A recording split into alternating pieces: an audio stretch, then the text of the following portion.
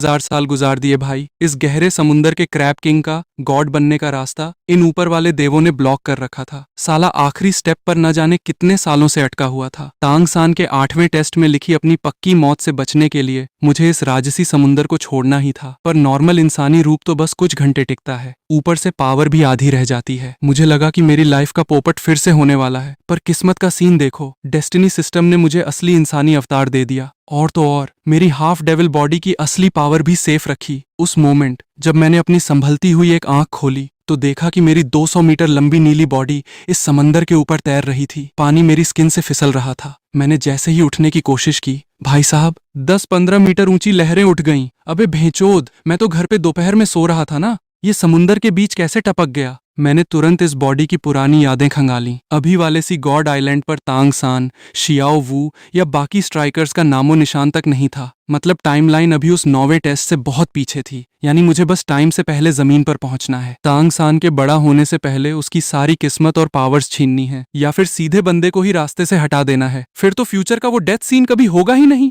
पर प्रॉब्लम तुरंत सामने आके खड़ी हो गई। ये क्रैब किंग तो पहले ही 1 लाख साल वाले ट्रांसफॉर्म के चांस गंवा चुका था। समुद्री शैतान भले ही कुछ देर के लिए इंसान बन के जमीन पर आ जाएं, पर वो बस कुछ घंटे टिकते हैं। पानी से दूर जाते ही पावर का कचरा हो जाता है। समंदर से नोडिंग सिटी कोई 2 कदम दूर तो है नहीं। तांग सान को खोजना तो दूर, मैं तो किनारे से आगे बढ़ भी नहीं पाऊंगा। और तांग सान के खुद सी गॉड आइलैंड आने का वेट करना, भाई तब तक तो वो हार्ट ऑफ द सी हासिल कर चुका होगा, स्लॉटर सिटी पार कर चुका होगा, और उसके पीछे गॉड ऑफ द सी और असैसिन गॉड जैसे बाप लोग बैठे होंगे। ओरिजिनल स्टोरी में इन दोनों गॉड्स ने क्रिटिकल टाइम पर तांग सान की खूब बैकअप ली थी। अगर मैंने उस स्टेज तक वेट किया तो इसका मतलब होगा अपनी गर्दन खुद उसकी तलवार के नीचे रखना। मैं अभी गुस्सा दबा के आगे का प्लान सोच ही रहा था कि दिमाग में एक ठंडी सी आवाज गूंजी। इसके तुरंत बाद रूल्स की पूरी लिस्ट मेरे दिमाग में फ्लैश हुई। मैं तांग सान को टाइम से पहले मार नहीं सकता, न ही उसे ऐसा अपाहिज बना सकता हूँ कि वो कल्टीवेट ही ना कर पाए। मैं उसकी ग्रोथ में टांग अड़ा सकता हूँ, उसकी पावर्स चुरा सकता हूँ, उसे कमजोर कर सकता हूँ, लेकिन मुझे उसे सी गॉड के 8वें टेस्ट तक पहुंचाना ही होगा। जब तांग सान अपना 8वां टेस्ट शुरू करेगा,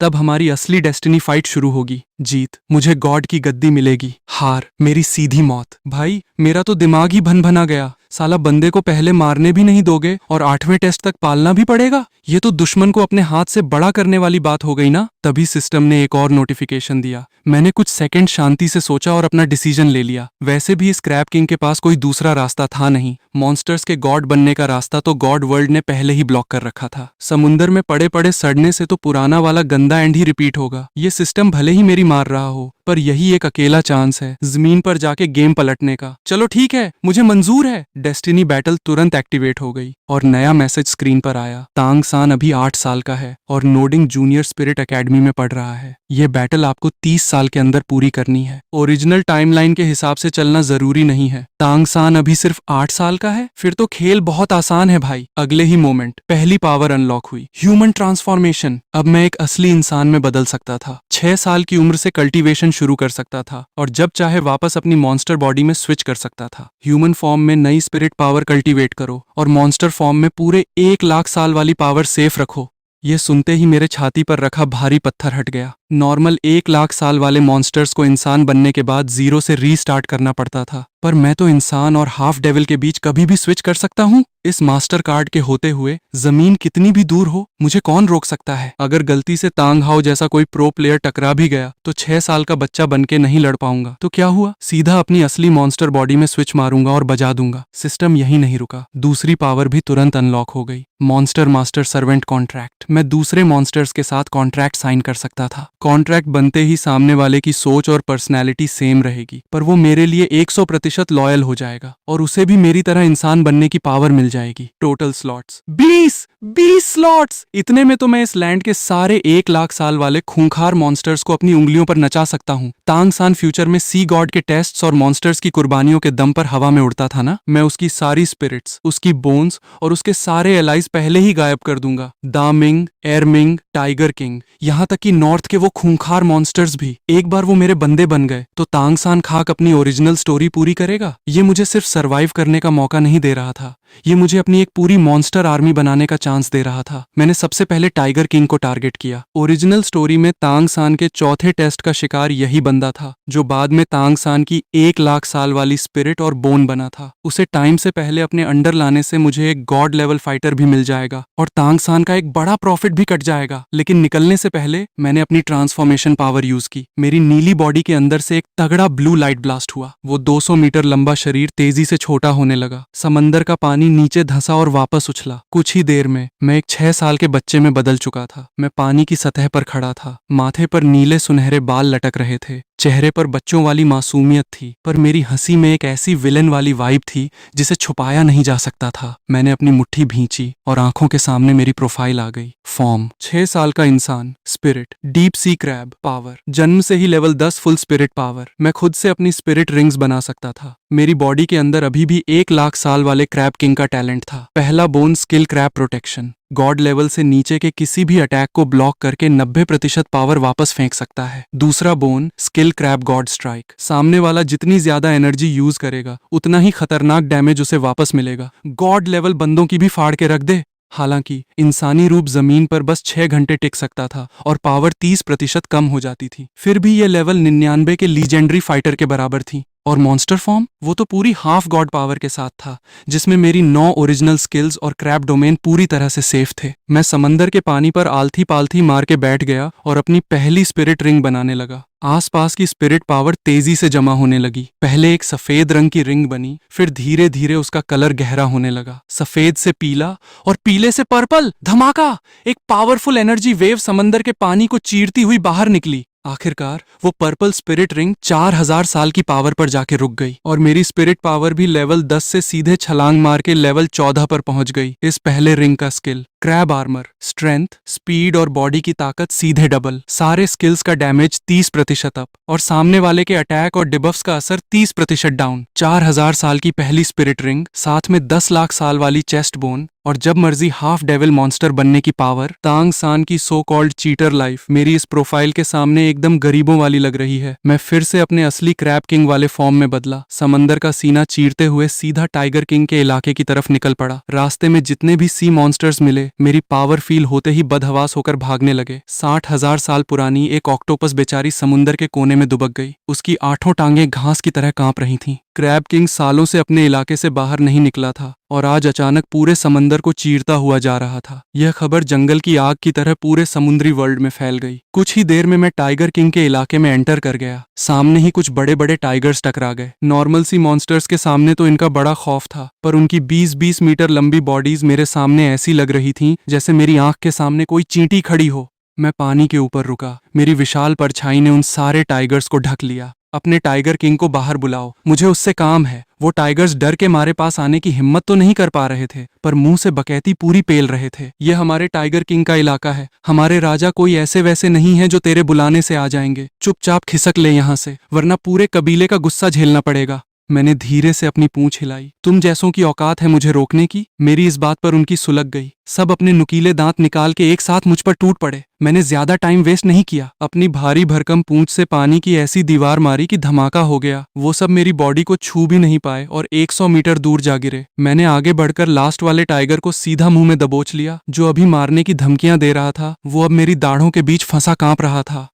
भाई मत खाओ, प्लीज छोड़ दो। तुम टाइगर लोग तो बहुत खूंखार बनते थे ना, इतनी जल्दी हक दिया? उसने रोते रोते रास्ता दिखाने का वादा किया। मुझे भी आगे जाके उल्टी करने का कोई शौक नहीं था, सो मुंह खोल के उसे छोड़ दिया। जा अपने राजा को बुला के ला। पर भागे हुए बाकी टाइगर्स पहले ही टाइगर किंग के पास पहुंच चुके थे। अपने बंदों की पिटाई की बात सुनकर वो पूरी पलटन लेके आ गया। दूर से ही चिल्लाने लगा, किसकी इतनी हिम्मत हुई जो मेरे इलाके में घुस के मेरे बंदों को मारे? बाहर निकल, आज तुझे चबा जाऊंगा। फासला तेजी से कम हुआ। टाइगर किंग सबसे आगे आक्रामक मूड में तैर रहा था। पूरी बॉडी से किलर वाइब्स निकल रही थीं, पर जैसे ही उसने मुझे करीब से देखा, उसकी विशाल बॉडी पर एकदम से ब्रेक लग गए। चेहरा ऐसा हो गया जैसे नानी याद आ गई हो। उसने घबराकर अपने चमचे की तरफ देखा। उसकी आवाज भी थरथराने लगी। इन्हीं से पिट के आए हो तुम? हाँ राजा जी, यही हैं। अबे साले, तुमने मुझे पहले क्यों नहीं बताया? आपने पूछा ही कहाँ राजा जी, एक दूसरा टाइगर अभी भी सिचुएशन नहीं समझा था। राजा जी, हुक्म दो तो मैं निपटाऊं। टाइगर किंग ने एक पूंछ मार के उसे साइड फेंका। अबे चुप बैठो बे, ये क्रैब किंग है। ये नाम सुनते ही पीछे खड़े 100 से ज्यादा टाइगर्स में सन्नाटा छा गया। उन्होंने भले ही मुझे पहले ना देखा हो, पर बचपन से मेरी खूंखार कहानियां सुन के ही बड़े हुए थे। और टाइगर किंग तो और बेहतर जानता था। सालों पहले जब वो 1 लाख साल की एज क्रॉस करके पहली बार मेरे इलाके में घुसा था, तो पूरी पलटन में से सिर्फ वही जिंदा बच के भाग पाया था।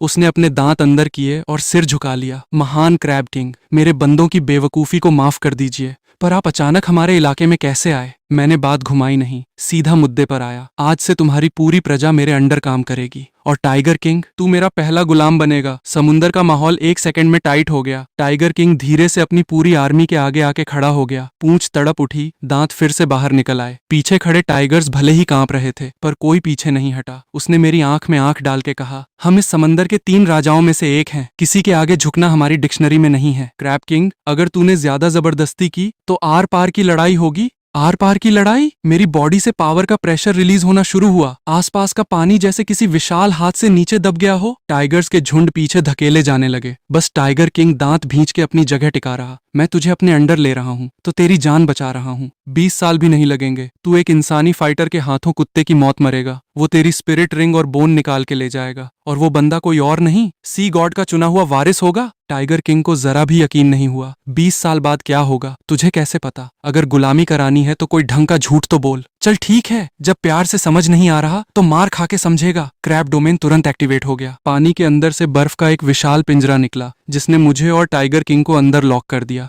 बाहर खड़े टाइगर्स दीवारों पर पागलों की तरह टकरा रहे थे, पर एक खरोंच तक नहीं आ रही थी। डोमेन के अंदर मेरी सारी पावर्स डबल हो गईं, जबकि टाइगर किंग की स्पिरिट पावर, डिफेंस और बॉडी स्ट्रेंथ एक साथ कम होने लगी। वो अपना डोमेन खोलने ही वाला था कि मेरी पावर ने उसकी एनर्जी को अंदर ही दबा दिया। मैंने अपना विशाल पंजा उठाया। वाटर और थंडर की पावर्स एक साथ मिलकर एक बहुत बड़े ब्लेड में बदल गईं। Crab rage cut. Tiger king को अपनी मौत सामने दिखी। उसने अपनी पूरी ताकत लगा के अपना सबसे बेस्ट अटैक फेंका। दोनों अटैक टकराए, पर टाइगर किंग की पावर 1 सेकंड भी टिक नहीं पाई और कचरा हो गई। वो ब्लेड सीधा उसकी छाती पर लगा और पूरा पानी लाल हो गया। अभी उसकी चीख खत्म भी नहीं हुई थी कि मेरी भारी भरकम पूंछ बैंगनी बिजली के साथ उसके सिर पर आ गिरी। गैप बहुत बड़ा था भाई। धमाका। टाइगर किंग सीधा समंदर के तल में जा गिरा। नीचे की चट्टानें चूर चूर हो गईं। पूरा इलाका हिल गया। मैं नीचे झपटा और पूंछ से लगातार उस पर वार करने लगा। हर वार से पानी में तूफान उठ रहा था और वो हर बार पत्थरों में धंसता जा रहा था। जिस ताकत पर उसे इतना घमंड था, मेरे सामने उसकी धज्जियां उड़ चुकी थीं।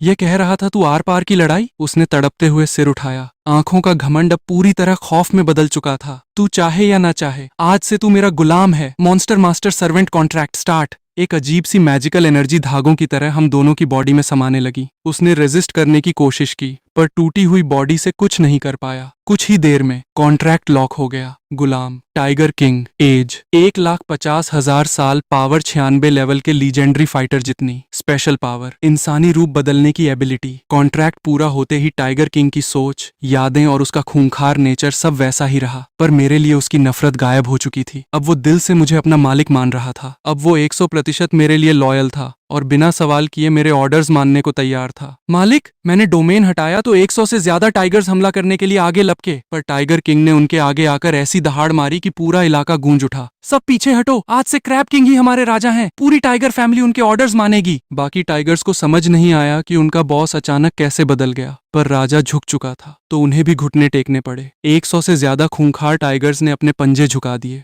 मैं टाइगर किंग के पास आया। मेरे साथ चल, तेरा कोई नुकसान नहीं होने दूंगा। उसे मेरी पुरानी भविष्यवाणी याद आई। आंखों में फिर से किलर मोड ऑन हो गया, पर इस बार वो मेरे खिलाफ नहीं था। मालिक, फ्यूचर में मुझे मारने वाला बंदा कौन है? जब तक उसने सी गॉड की पावर हासिल नहीं की है, तब तक हम अभी जाके उसका गेम बजा देते हैं ना। उसका नाम तांग सान है। अभी वो लैंड पर ही है, पर मेरे और उसके बीच एक मैच फिक्स है जिसे मैं अभी नहीं तोड़ सकता। टाइगर किंग ने ज्यादा सवाल नहीं पूछे, बस नाम दिमाग में छाप लिया। मैंने उसे कॉन्ट्रैक्ट की असली पावर्स फील कराई। उसे तुरंत समझ आ गया कि वो भी इंसानी रूप में बदल सकता है और जब चाहे अपनी मॉन्स्टर फॉर्म में आ सकता है। मालिक, इस पावर के साथ तो हम आराम से जमीन पर जा सकते हैं, पर अगर मैं चला गया तो वो शातिर शार्क श्याओबाई मेरी फैमिली पर अटैक कर देगी। हमारी सालों से दुश्मनी चल रही है, तो पहले उस शार्क को ही अपने अंडर लेते हैं। टाइगर किंग के चेहरे पर दुष्टों वाली स्माइल आ गई। जैसी आपकी आज्ञा मालिक। उसकी चोट ज्यादा गहरी नहीं थी, कुछ ही घंटों में वो रिकवर हो गया। इस दौरान मैंने उसकी हाफ ह्यूमन फॉर्म चेक की। वो भी एक 6 साल के बच्चे में बदल गया था। डार्क रेड बाल, आंखों में बदमाशी और ऐसी स्माइल जैसे अभी किसी को काट खाएगा। मैंने उसे देखा, अबे जमीन पर इतने छोटे बच्चे को ऐसा विलेन वाला लुक देगा तो लोग तुझे सीधा डेविल फाइटर समझ लेंगे। वो सुधरने की जगह और खुश हो गया। मैंने उसकी प्रोफाइल चेक की। पावर जन्म से ही level 10 full spirit power. Bone 1 lakh साल वाली टाइगर लेफ्ट लेग बोन। पहला स्पिरिट रिंग 500 साल का। स्पिरिट पावर सीधे लेवल 13 पर। पहला स्किल टाइगर ब्लास्ट पंच। सब रेडी था। मैं, टाइगर किंग और 100 टाइगर्स की फौज सीधे शार्क के इलाके की तरफ निकल पड़े। आगे मैं, पीछे टाइगर्स का झुंड। रास्ते में जितने भी सी मॉन्स्टर्स मिले सब गहराई में छुप गए। किसी की सामने आने की औकात नहीं थी। हम सीधा सी गॉड आइलैंड के आउटर एरिया तक पहुंच गए। पेट्रोलिंग कर रही शार्क्स ने टाइगर्स को देखा और तुरंत खबर देने भाग गईं। श्याओबाई को जैसे ही खबर मिली वो 100 से ज्यादा शार्क्स को लेके सामने आ गई। टाइगर किंग, तेरी इतनी हिम्मत कि तू सी गॉड आइलैंड के इलाके में घुस आया। आज तुम में से कोई जिंदा नहीं बचेगा। टाइगर किंग के पीछे मेरा हाथ था तो वो सी गॉड के नाम से भी नहीं डरा। अबे जाना, अपने सी गॉड को बुला, देखता हूं वो मेरा क्या उखाड़ता है। श्याओबाई की आंखें गुस्से से लाल हो गईं। वो अटैक करने ही वाली थी कि हम दोनों के बीच का पानी पागलों की तरह उछलने लगा। नीचे से एक बहुत बड़ा साया ऊपर आया और पूरे समुंदर पर छा गया। तू ही है ना सी गॉड की पुरानी सवारी, शार्क क्वीन श्याओबाई? मैं समंदर को चीरता हुआ बाहर निकला। 100 मीटर ऊंची लहरें आसमान तक उठ गईं। श्याओबाई ने जैसे ही मेरी बॉडी देखी उसका सारा गुस्सा खौफ में बदल गया। जो शार्क्स अभी लाइन से खड़ी थीं सब पीछे हटने लगीं। Crab king! मैंने तुरंत अपना डोमेन खोल दिया और श्याओबाई को उस बर्फ के पिंजरे में अकेला बंद कर दिया। टाइगर किंग ने जैसे ही वो पिंजरा देखा उसकी बॉडी डर के मारे कांप उठी। श्याओबाई ने अपना डर दबाया और घूर के देखा तो तू इस टाइगर को यहाँ लाया है? ये सी गॉड आइलैंड है। अगर तूने सी गॉड की पावर को चैलेंज किया तो याद रख तेरी दूसरी आंख भी फोड़ दी जाएगी। सी गॉड शब्द सुनते ही मेरी पुरानी नफरत जाग उठी। मेरी वो अंधी आंख दर्द करने लगी। दिमाग पर विलन वाला गुस्सा छाने लगा। मेरे सामने उस सी गॉड का नाम मत ले। मैंने गुस्से को कंट्रोल किया और अपनी भारी पूंछ उठाई। आज से तू भी मेरे अंडर काम करेगी। श्याओबाई का मानना इम्पॉसिबल था। वो सालों से सी गॉड की चमची थी और सी गॉड आइलैंड की रखवाली कर रही थी। वो मर सकती थी पर गद्दारी नहीं कर सकती थी। फिर तो बात करने का कोई फायदा नहीं। मुझे सी गॉड आइलैंड के 7 गार्ड्स और पोसीडन के आने से पहले काम खत्म करना था। मैंने जरा भी रहम नहीं दिखाया। मैंने अपनी पूंछ मारी। श्याओबाई ने अपनी स्पीड के दम पर अटैक तो बचा लिया पर अगले ही वार में मैंने उसका रास्ता ब्लॉक कर दिया। डोमेन के अंदर जगह कम थी, उसकी स्पीड का कोई फायदा नहीं हो रहा था। मैं आगे झपटा और उसकी पूंछ दबोच ली। उसे पानी से हवा में उछाला और सीधा पटका। श्याओबाई की चीख से पूरी शार्क आर्मी में भगदड़ मच गई। क्रैब किंग, तू समुंदर का कलंक है। मैं मर जाऊंगी पर तुझे नुकसान पहुंचा के रहूंगी। तेरी इतनी औकात? मैंने उसे छोड़ा। वो हवा में उछली और मैंने बिजली से भरी अपनी पूंछ से उसके पेट पर दे मारा। धमाका! श्याओबाई बर्फ की छत से टकराई और 50 मीटर की ऊंचाई से सीधा पानी में जा गिरी। अब उसमें उठने की हिम्मत भी नहीं बची थी। ये फाइट तो टाइगर किंग वाली फाइट से भी जल्दी खत्म हो गई। मैंने मास्टर सर्वेंट कॉन्ट्रैक्ट चालू किया। एनर्जी के धागों ने श्याओबाई को घेर लिया। वो तड़प रही थी, उसकी आंखों में आग जल रही थी। तूने मेरे साथ क्या किया? छोड़ मुझे, चुपचाप पड़ी रह। जितनी हरकत करेगी उतना ही दर्द होगा। गुलाम शार्क क्वीन श्याओबाई। एज 1 लाख साल। पावर 95 लेवल के लीजेंडरी फाइटर जितनी। अनलॉक इंसानी रूप में बदलने की पावर। जब श्याओबाई ने सिर उठाया तो कॉन्ट्रैक्ट लग चुका था। उसे सी गॉड आइलैंड की याद थी। उसकी पुरानी वफादारी भी वैसी ही थी पर मेरे लिए उसकी नफरत पूरी तरह खत्म हो चुकी थी। अब वो दिल से मुझे अपना मालिक मान रही थी और 100% मेरे ऑर्डर्स मानने के लिए रेडी थी। मालिक! बाहर खड़ी शार्क्स का दिमाग घूम गया। उन्हें समझ नहीं आया कि जो लीडर अभी मरने मारने पर उतारू थी वो एक सेकंड में मेरे आगे कैसे झुक गई। मैंने डोमेन हटाया। बाहर टाइगर्स और शार्क्स आपस में भिड़ने वाले थे कि श्याओबाई बीच में कूद पड़ी। सब रुक जाओ! टाइगर किंग ने भी अपने बंदों को पीछे खींच लिया। मैंने दोनों कबीलों को देखा। मैं ये नहीं कह रहा कि अपनी पुरानी दुश्मनी भूल जाओ पर आज से तुम दोनों लड़ना बंद करोगे। अपने अपने इलाके में शांति से रहो। श्याओबाई और टाइगर किंग मेरे साथ जमीन पर चलेंगे। अगर किसी ने पीछे से अटैक किया तो मैं खुद आके बजाऊंगा। दोनों साइड्स नाखुश थीं पर किसी की बोलने की हिम्मत नहीं हुई। तभी सी गॉड आइलैंड की तरफ से 7 बहुत ही तगड़े 90 लेवल फाइटर्स की पावर्स हमारी तरफ आने लगी। सी गॉड आइलैंड के 7 गार्जियंस आ चुके थे। श्याओबाई को मेरे पीछे खड़ा देखकर उनके चेहरे का रंग उड़ गया। सबसे आगे खड़े सी ड्रैगन फाइटर ने चिल्ला के कहा, श्याओबाई हट जा वहां से, डरो मत श्याओबाई, हम तुझे बचाने आए हैं। पर श्याओबाई उनकी तरफ नहीं गई। आप लोग वापस चले जाइए। आज के बाद शार्क फैमिली सी गॉड आइलैंड की छत्रछाया में नहीं रहेगी और ना ही उसकी रखवाली करेगी। सारे गार्जियंस की आंखें फटी की फटी रह गईं। सी हॉर्स फाइटर ने मुट्ठी भींच कर कहा, पक्का इस क्रैब किंग ने श्याओबाई को कंट्रोल कर रखा है। पहले उसे बचाओ। सातों ने एक साथ अपनी स्पिरिट फॉर्म्स ऑन कर ली। पूरे समंदर पर उनकी पावर की लाइट चमकने लगी। मैं तो चुपचाप निकलने वाला था, पर ये खुद मार खाने आ रहे थे। अब जब पंगा ले ही रहे हैं तो मुझे भी अपनी हाफ ह्यूमन फॉर्म का ट्रायल लेने में कोई बुराई नहीं लगी। ब्लू लाइट का एक तगड़ा ब्लास्ट हुआ। हवा में ही मैं एक धाकड़ मिडिल एज्ड विलन के लुक में बदल गया। डार्क ब्लू आर्मर बॉडी पर सेट था और मेरी खूंखार वाइब्स से सातों गार्जियंस की सांसें अटकने लगी। सी ड्रैगन का मुंह खुला का खुला रह गया। इसकी पावर तो गॉड लेवल के बिल्कुल करीब है। सातों ने मिलकर एक साथ हमला किया। मैंने मुंह खोलकर एक धाकड़ क्रैब रोअर मारा। साउंड वेव और स्पिरिट पावर सीधे उनके कंबाइंड अटैक से जा टकराई। 10 सेकंड भी नहीं हुए थे कि सातों का डिफेंस कचरा हो गया। वो सब चीखते हुए दूर जा गिरे। मेरे दोनों हाथों में डबल स्पाइक हैमर्स आ गए। रेड हॉट हैमर्स पर नुकीले कांटे लगे थे और उसकी गॉड लेवल वाइब से आसपास की हवा कांपने लगी। सी सपेरा और सी हॉर्स ने मुझे दोनों तरफ से घेरा। मैं हवा में उछला और दोनों हैमर्स सीधा उनके सिर पर दे मारे। मुंह से खून की उल्टी करते हुए वो दोनों कटी पतंग की तरह समंदर में जा गिरे। On the spot out. बाकी पांचों पीछे हटे और दूर से मैजिकल अटैक्स फेंकने लगे। मैंने उनके सबसे स्ट्रांग बंदे सी ड्रैगन को टारगेट किया। 1 सेकंड में उसके सारे अटैक्स चीरता हुआ सीधा उसके सामने आ गया। सुना है तू इन सातों में सबसे ज्यादा प्रो है? सी ड्रैगन के माथे पर पसीना आ गया। पीछे हटने का टाइम भी नहीं बचा था। तो फिर मेरा यह हैमर झेल के दिखा। हैमर सीधा उसके पेट पर लगा। सी ड्रैगन की बॉडी झींगे की तरह मुड़ गई। वो 1000 मीटर दूर उड़ता हुआ गया और एक विशाल चट्टान से जा टकराया। नीचे गिरते ही उसका गेम ओवर हो गया। बस कुछ ही मिनटों में सातों में से 3 बड़े प्लेयर्स ढेर हो चुके थे। बाकी बचे 4 गार्जियंस के चेहरे पर सिर्फ खौफ था, जो खुद को भगवान समझते थे। आज उन्हें समझ आ गया कि एक लीजेंडरी फाइटर और हाफ गॉड के बीच कितना बड़ा गैप होता है। तभी समुंदर की हवाएं एकदम थम गईं। आसमान से एक ग्रेसफुल लेडी की आवाज गूंजी, दुष्ट रुक जा। दूर से एक गोल्डन सी गॉड लाइट फैली। हाथ में 3 मीटर की छड़ी लिए एक औरत हवा में प्रकट हुई। देखने में वो मुश्किल से 30 की लग रही थी। रॉयल और शांत लुक, पर उसके पीछे पूरे समंदर की ताकत खड़ी थी। Grand priest पोसीडन।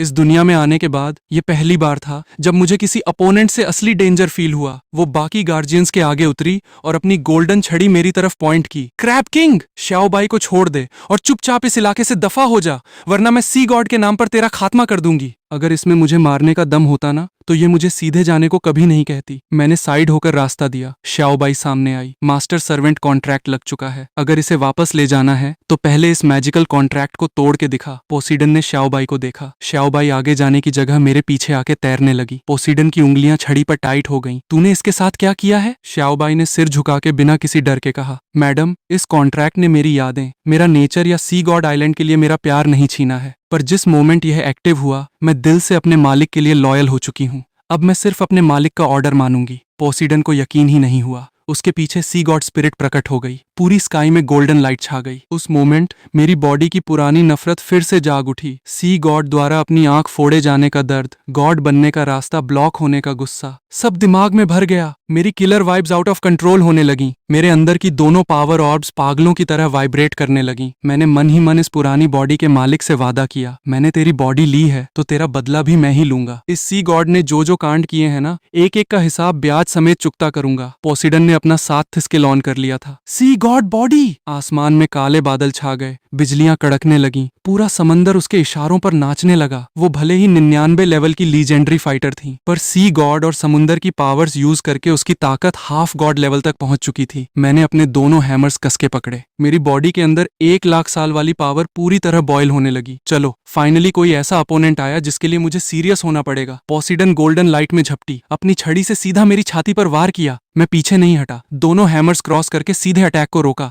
धमाका, गोल्डन और ब्लू पावर्स हवा में टकराईं। धमाके की आवाज बिजलियों से भी तेज थी। अटैक के शॉकवेव से नीचे का पानी हट गया और एक बहुत बड़ा गड्ढा बन गया। गार्जियंस पीछे हटने लगे। टाइगर किंग और श्याओबाई भी अपनी फैमिलीज को लेकर दूर भाग गए। इस लेवल की फाइट का खौफ तो आम फाइटर्स भी दूर से फील कर सकते थे। 90 वाले लीजेंडरी फाइटर्स की तो बीच में टांग अड़ाने तक की औकात नहीं थी। पोसीडन की छड़ी लगातार मुझ पर बरस रही थी। हर वार में पूरे समंदर की ताकत थी। मैं अपने हैमर्स से अटैक ब्लॉक कर रहा था और पलटकर उसकी सी गॉड लाइट की धज्जियां उड़ा रहा था। काले बादलों के नीचे हम दोनों की बॉडीज बार बार टकरा रही थीं। शॉकवेव से समंदर का सीना बार बार फट रहा था। वो गॉड पावर के दम पर समंदर को नचा रही थी और मैं अपने सालों के टैलेंट के दम पर हाफ गॉड बना बैठा था। कुछ देर तक तो हम में से कोई किसी पर भारी नहीं पड़ पाया। पोसीडन की छड़ी एक बार फिर मेरे मुंह के सामने आई। गोल्डन लाइट मेरे हैमर से टकराकर ब्लास्ट हुई। मेरे हाथ थोड़े नीचे दबे, पैर के नीचे की हवा में शॉकवेव की रिंग बन गई और मेरी बॉडी 10-20 मीटर पीछे स्लिप हो गई। पर फायदा उसका भी नहीं हुआ। मेरे हैमर का पावरफुल बैकफायर उसकी छड़ी के जरिए सीधा उसकी बॉडी में गया। पोसीडन की कलाई कांप गई और उसके पीछे खड़ी सी गॉड स्पिरिट भी हिल गई। ये देखकर सातों गार्जियंस के चेहरे का रंग उड़ गया। मैडम ने गॉड ऑफ द सी की पावर यूज की है, फिर भी ये बंदा कंट्रोल में नहीं आ रहा। सी ड्रैगन ने अपने पेट को पकड़ते हुए रुक रुक कर कहा, कंट्रोल में ना आने वाली बात नहीं है, मैडम अभी पूरे समंदर की पावर जमा कर रही हैं। हम पास गए तो उनके लिए सिरदर्द ही बनेंगे। अभी उसकी बात खत्म भी नहीं हुई थी कि पोसीडन के पैरों के नीचे का पानी आसमान तक उठ गया। दर्जनों पानी के खंभे ऊपर उठे और उसके पीछे पानी की एक विशाल दीवार बन गई। पोसीडन अपनी छड़ी जितनी बार नीचे मारती, पानी की दीवार उतनी ही आगे खिसकती। मेरे आसपास की जगह टाइट होने लगी। सी गॉड आइलैंड की इस मैडम का यही असली ड्रामा है भाई। खुद तो बस 99 लेवल की फाइटर है, पर सी गॉड के नाम पर पूरे समंदर को नचाती है। जब तक सी गॉड आइलैंड के पास है, पानी की एक एक बूंद इसके लिए हथियार है। दुआनशिली आसमान की पावर यूज कर सकता है, तांग चेन जमीन की, और ये मैडम पूरे समंदर की मालिक बनी बैठी है। पर उधार ली हुई पावर कितनी भी तगड़ी हो, अपनी तो नहीं होती ना। मैं जो हाफ गॉड बना हूं ना, अपनी 1 लाख साल वाली पावर से बना हूं। 99% गॉड बॉडी है मेरी। अपनी दोनों पावर ऑर्ब से खुद को घिस घिस के स्ट्रांग बनाया है। अगर बात मरने मारने पर आई ना, तो जीतूंगा तो मैं ही, बस थोड़ा नुकसान सहना पड़ेगा। पोसीडन ने मुझे सोचने का टाइम नहीं दिया। उसकी छड़ी हवा में घूमी और पानी को चीरती हुई 3 गोल्डन ब्लेड्स मेरी तरफ आईं। 100 मीटर लंबा कट समंदर में बन गया। मैंने अपने दोनों हैमर्स क्रॉस करके पहला ब्लेड तो हवा में ही उड़ा दिया। दूसरा ब्लेड साइड से आया, मैंने फ्लिप मार के बचाया, फिर भी मेरे आर्मर पर खरोंच आ ही गई। तीसरा ब्लेड सीधा मेरी छाती पर आया। मैंने हैमर से सीधा वार किया, गोल्डन लाइट ब्लास्ट हुई और मैं 100 मीटर पीछे जा गिरा। पोसीडन गोल्डन लाइट में झपटी, उसकी छड़ी सीधा मेरी माथे की तरफ आई। क्रैब किंग, ये सी गॉड आइलैंड है, तू श्याओबाई को यहाँ से नहीं ले जा सकता। मैंने अपना हैमर बीच में अड़ा के छड़ी को रोका। पास से आती गोल्डन लाइट मेरी एक आंख में चुभ रही थी। श्याओबाई पर मैजिकल कॉन्ट्रैक्ट लग चुका है। जब तक तू इस कॉन्ट्रैक्ट को तोड़ नहीं सकती, ना तो तू इसे रोक सकती है, न मुझे। पोसीडन की आंखें ठंडी पड़ गईं। छड़ी का प्रेशर बढ़ गया। नीचे का पानी जैसे किसी मुट्ठी में भींच गया हो। पानी की ढेरों धारें मेरी टांगों से लिपट गईं और मुझे नीचे खींचने लगीं। मैंने अपनी पूरी ताकत लगाई, हैमर को छड़ी पर रगड़ते हुए बाहर की तरफ धक्का दिया। जैसे ही उसकी छड़ी साइड हुई, मेरा दूसरा हैमर नीचे से घूमता हुआ आया। रेड हॉट कांटे सीधे उसकी कमर की तरफ गए। पोसीडन ने टाइम रहते अपनी शील्ड ऑन कर ली। मेरा हैमर शील्ड से टकराया और वो शील्ड समेत 10-12 मीटर दूर जा गिरी। उसके पैरों की गोल्डन लाइट बिखर गई। हवा में संभलने में उसे नानी याद आ गई। मैंने पीछा नहीं किया, नीचे खड़े टाइगर किंग और श्याओबाई की तरफ देखा। श्याओबाई अपनी शार्क आर्मी के साथ साइड में खड़ी थी, आंखें मेरी तरफ ही थीं। टाइगर किंग दोनों कबीलों के आगे खड़ा होकर शॉकवेव से उन्हें बचा रहा था। मालिक,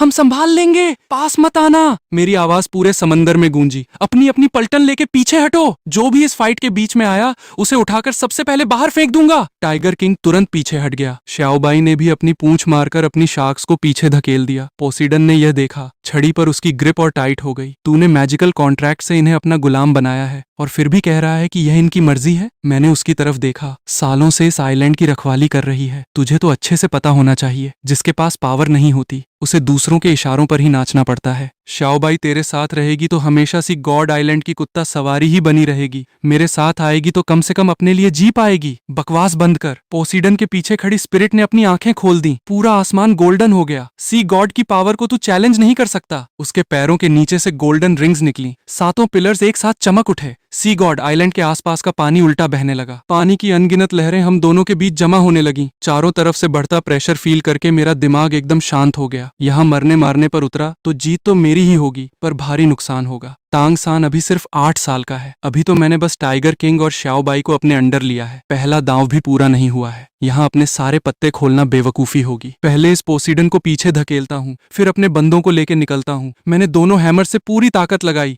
रेड हैमर्स पोसीडन की छड़ी से टकराए। 1 सेकंड के लिए पावर सटी रही, फिर मेरी बॉडी के अंदर की पावर ऑर्ब जोर से वाइब्रेट हुई। हैमर्स में दबी पावर एक साथ ब्लास्ट हो गई। धमाका। पोसीडन 10-12 मीटर पीछे जा गिरी। मैंने तुरंत अपने हैमर्स गायब किए। नीली लाइट ने मुझे पूरी तरह ढक लिया। मेरा इंसानी रूप तेजी से फैलने लगा और 1 सेकंड में मैं वापस अपनी 200 मीटर लंबी क्रैब किंग वाली असली बॉडी में आ गया। मेरी विशाल पूंछ समंदर में गिरी। 100 मीटर ऊंची लहरें उठ गईं। मेरी स्किन के नीचे पर्पल बिजली और डार्क ब्लू पावर एक साथ दौड़ने लगी। दोनों पावर ऑर्ब्स पागलों की तरह घूमने लगी और मेरी दबी हुई हाफ गॉड पावर पूरी तरह बाहर निकल आई।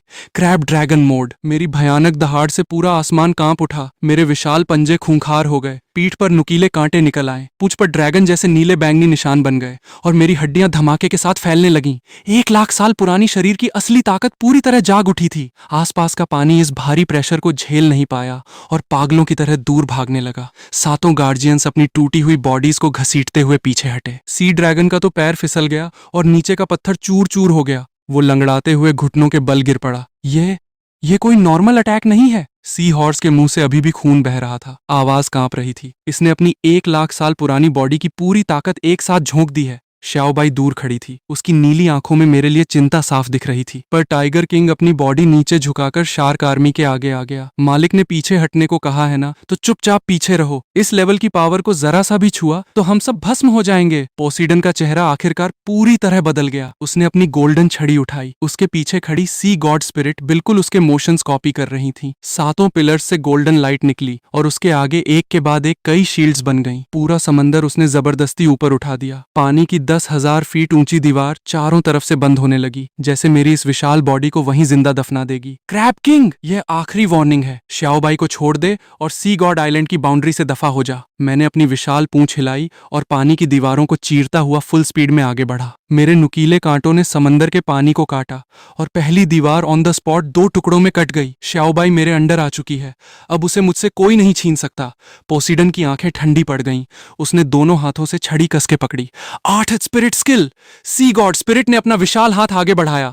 गोल्डन शील्ड्स तेजी से पास आईं और 10,000 फीट ऊंची पानी की दीवारें एक साथ नीचे आ गिरीं। सेंटर की पूरी सी गॉड लाइट एक विशाल लेजर बीम में बदल गई, जो सीधे मेरे खूंखार पंजे की तरफ आई। मैंने स्पीड कम नहीं की, उल्टे अपनी दोनों पावर ऑर्ब्स की पूरी पावर इस एक अटैक में झोंक दी। मेरी बॉडी के दोनों साइड से पानी पागलों की तरह पीछे भागने लगा। मेरी विशाल परछाई ने पहली शील्ड चकनाचूर की, फिर दूसरी और फिर तीसरी। धमाकों की आवाज एक के बाद एक भारी होती चली गई। आखिरी सी गॉड लाइट बिल्कुल सामने थी। पोसीडन अपनी छड़ी नीचे मार चुकी थी। मैंने अपना खूंखार पंजा उठाया और पूरे समंदर को हिला देने वाली ताकत से सीधे अटैक कर दिया। 2 हाफ गॉड्स की पावर्स आपस में टकराने वाली थीं। सातों पिलर्स एक साथ कांप उठे। धमाका! जैसे ही दोनों पावर्स टकराईं, पोसीडन की गोल्डन लाइट में दरारें आ गईं। सातों पिलर्स कांपने लगे। अगले ही मोमेंट पानी की दीवारें ढह गईं। गोल्डन लाइट और पर्पल बिजली एक साथ हवा में फट पड़ी। पूरा समंदर जैसे बीच में से 2 फाड़ हो गया। पोसीडन के मुंह से एक दर्दनाक चीख निकली। छड़ी पकड़े पकड़े वो कई कदम पीछे घिसट गई और उसके होठों से खून बहने लगा। भले ही उसने मेरा आखिरी अटैक रोक लिया था, पर उसकी सांसें पूरी तरह उखड़ चुकी थीं। अटैक के शॉकवेव से मैं भी पीछे धकेला गया।